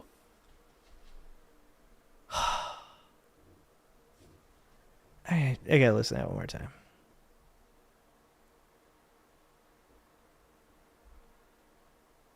I am so bad at this. Why? I can't answer for Jake Shields. I don't know. Why do you think? Idea. I have no idea. I think I'm telling a lot of people get captured by audience capture. Captured by their audience. Yeah, I think that's the thing. You get a lot of positive reinforcement from a bunch of twisted people. Well, What the fuck, dude? How can you say that out loud and not know that you're talking about yourself? Oh my God. This is like a level of fucking dissonance, cognitive dissonance that, like, it's almost unimaginable. It's hard to think that this exists. What the fuck? He said that with a straight face. He said that like, I just can't figure it out. It's crazy. Jake Shields watches your show. I bet you if you asked Jake Shields if he watches Joe Rogan's show, he'd be like, all the time, every episode. What the fuck? Later, RA. I think that's where we have to end it. I can't do anymore. Don't give the right to satisfaction. I'm a socialist. Communists are fascist assholes. When they say that socialism is communism, I want to take away the stuff socialism has given them. Yeah, oh no, I agree with that. Like I said, I'm not going to say that there's nothing in communism that doesn't make sense and can't be applied. I think that there is. In every single government, there are things, every idea for government, there are things that could be true. Doesn't mean they are, but could be true, right?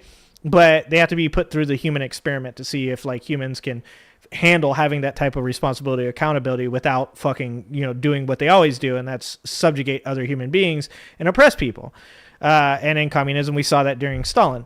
But, and others as well, Mao as well, Pol Pot, was Pol Pot, yeah, right?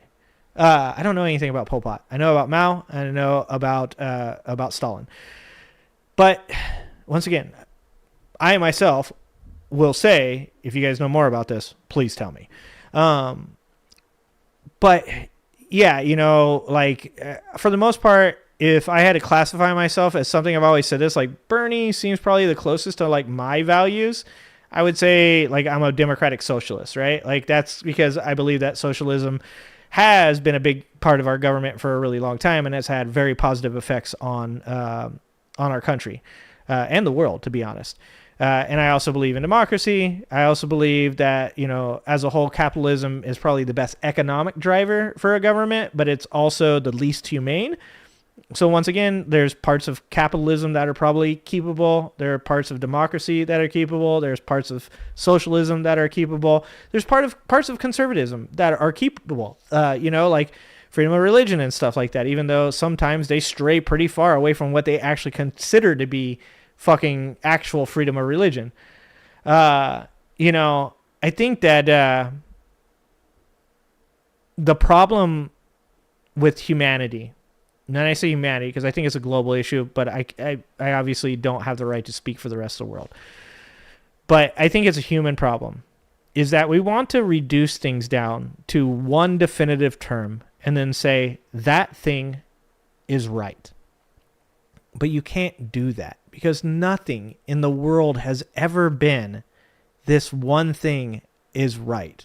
Everything has always been bits and pieces that come from different cultures, different people, different life experiences, different classes that all come together and then find this like happy medium. It feels like that's like the meaning of the human race, right? Is that like, it's almost like there's this significant question that exists in our world, in our society, about how to make everything good for everybody.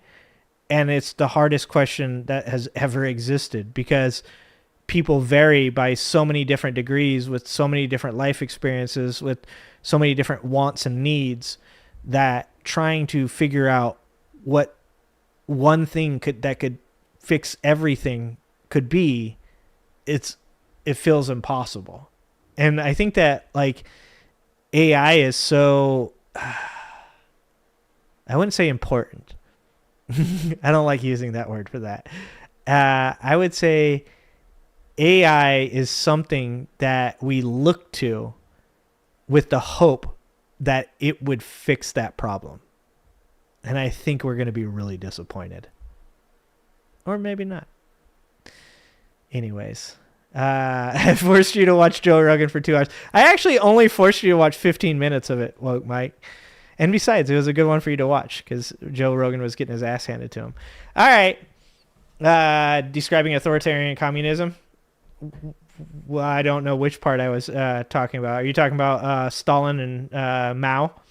Probably. What up, Kat? Thanks for getting the membership. Yeah, of course. Yeah. I mean, I didn't give it to you. It's probably 5 Alarm or Mytash or Fan.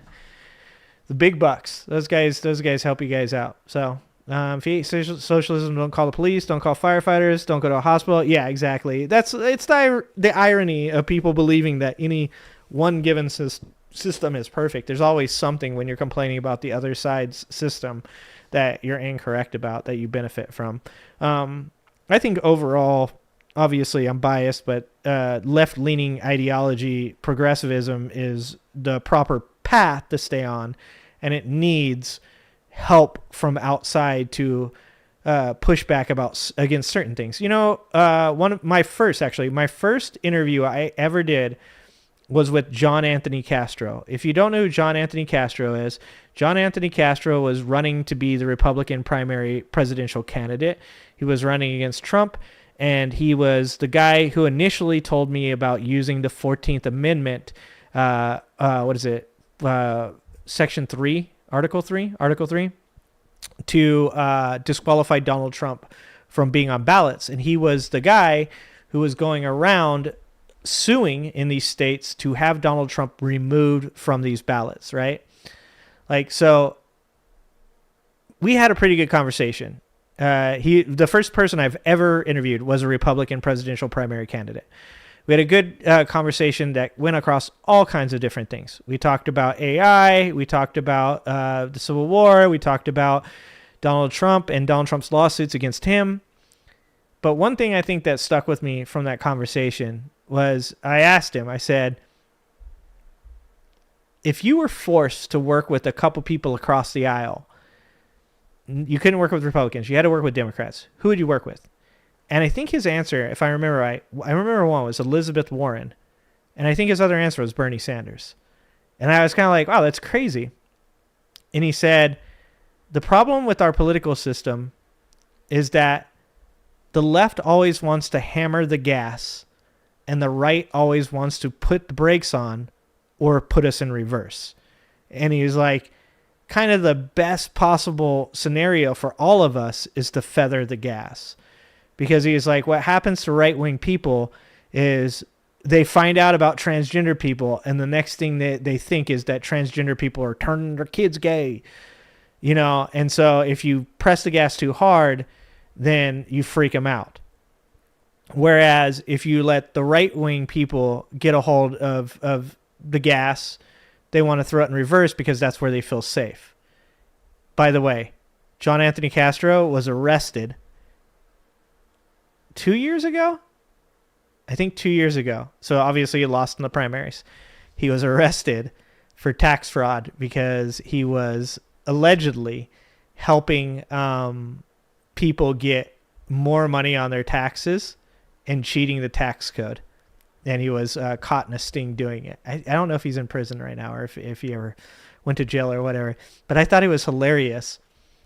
Not hilarious that he went to prison or got in trouble for this, but that all of these people that hate the IRS, that don't want to pay taxes, were like, yeah, they got that motherfucker. Because they love Trump and they hated that he was against Trump and that he was trying to get Trump taken off these ballots. They hated him so much that they were willing to be like, that motherfucker was committing tax fraud. He deserves to go to jail. And I was like, wow, the cult is strong.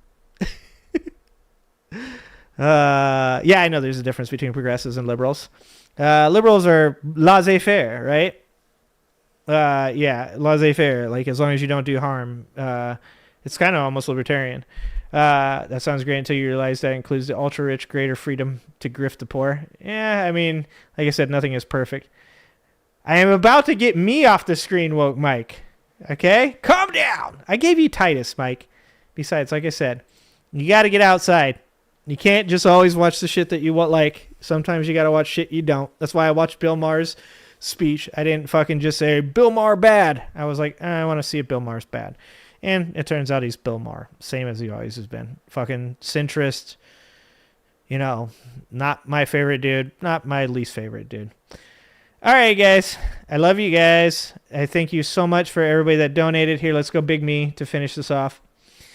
Thank you to everybody that donated, as always. Thank you to everybody that gave away memberships. Thank you so much. I appreciate every fucking one of you guys for, tossing a couple dollars in my hat while I sit up here and just wax poetically about the fucking least fucking entertaining shit you guys have probably ever seen in your life.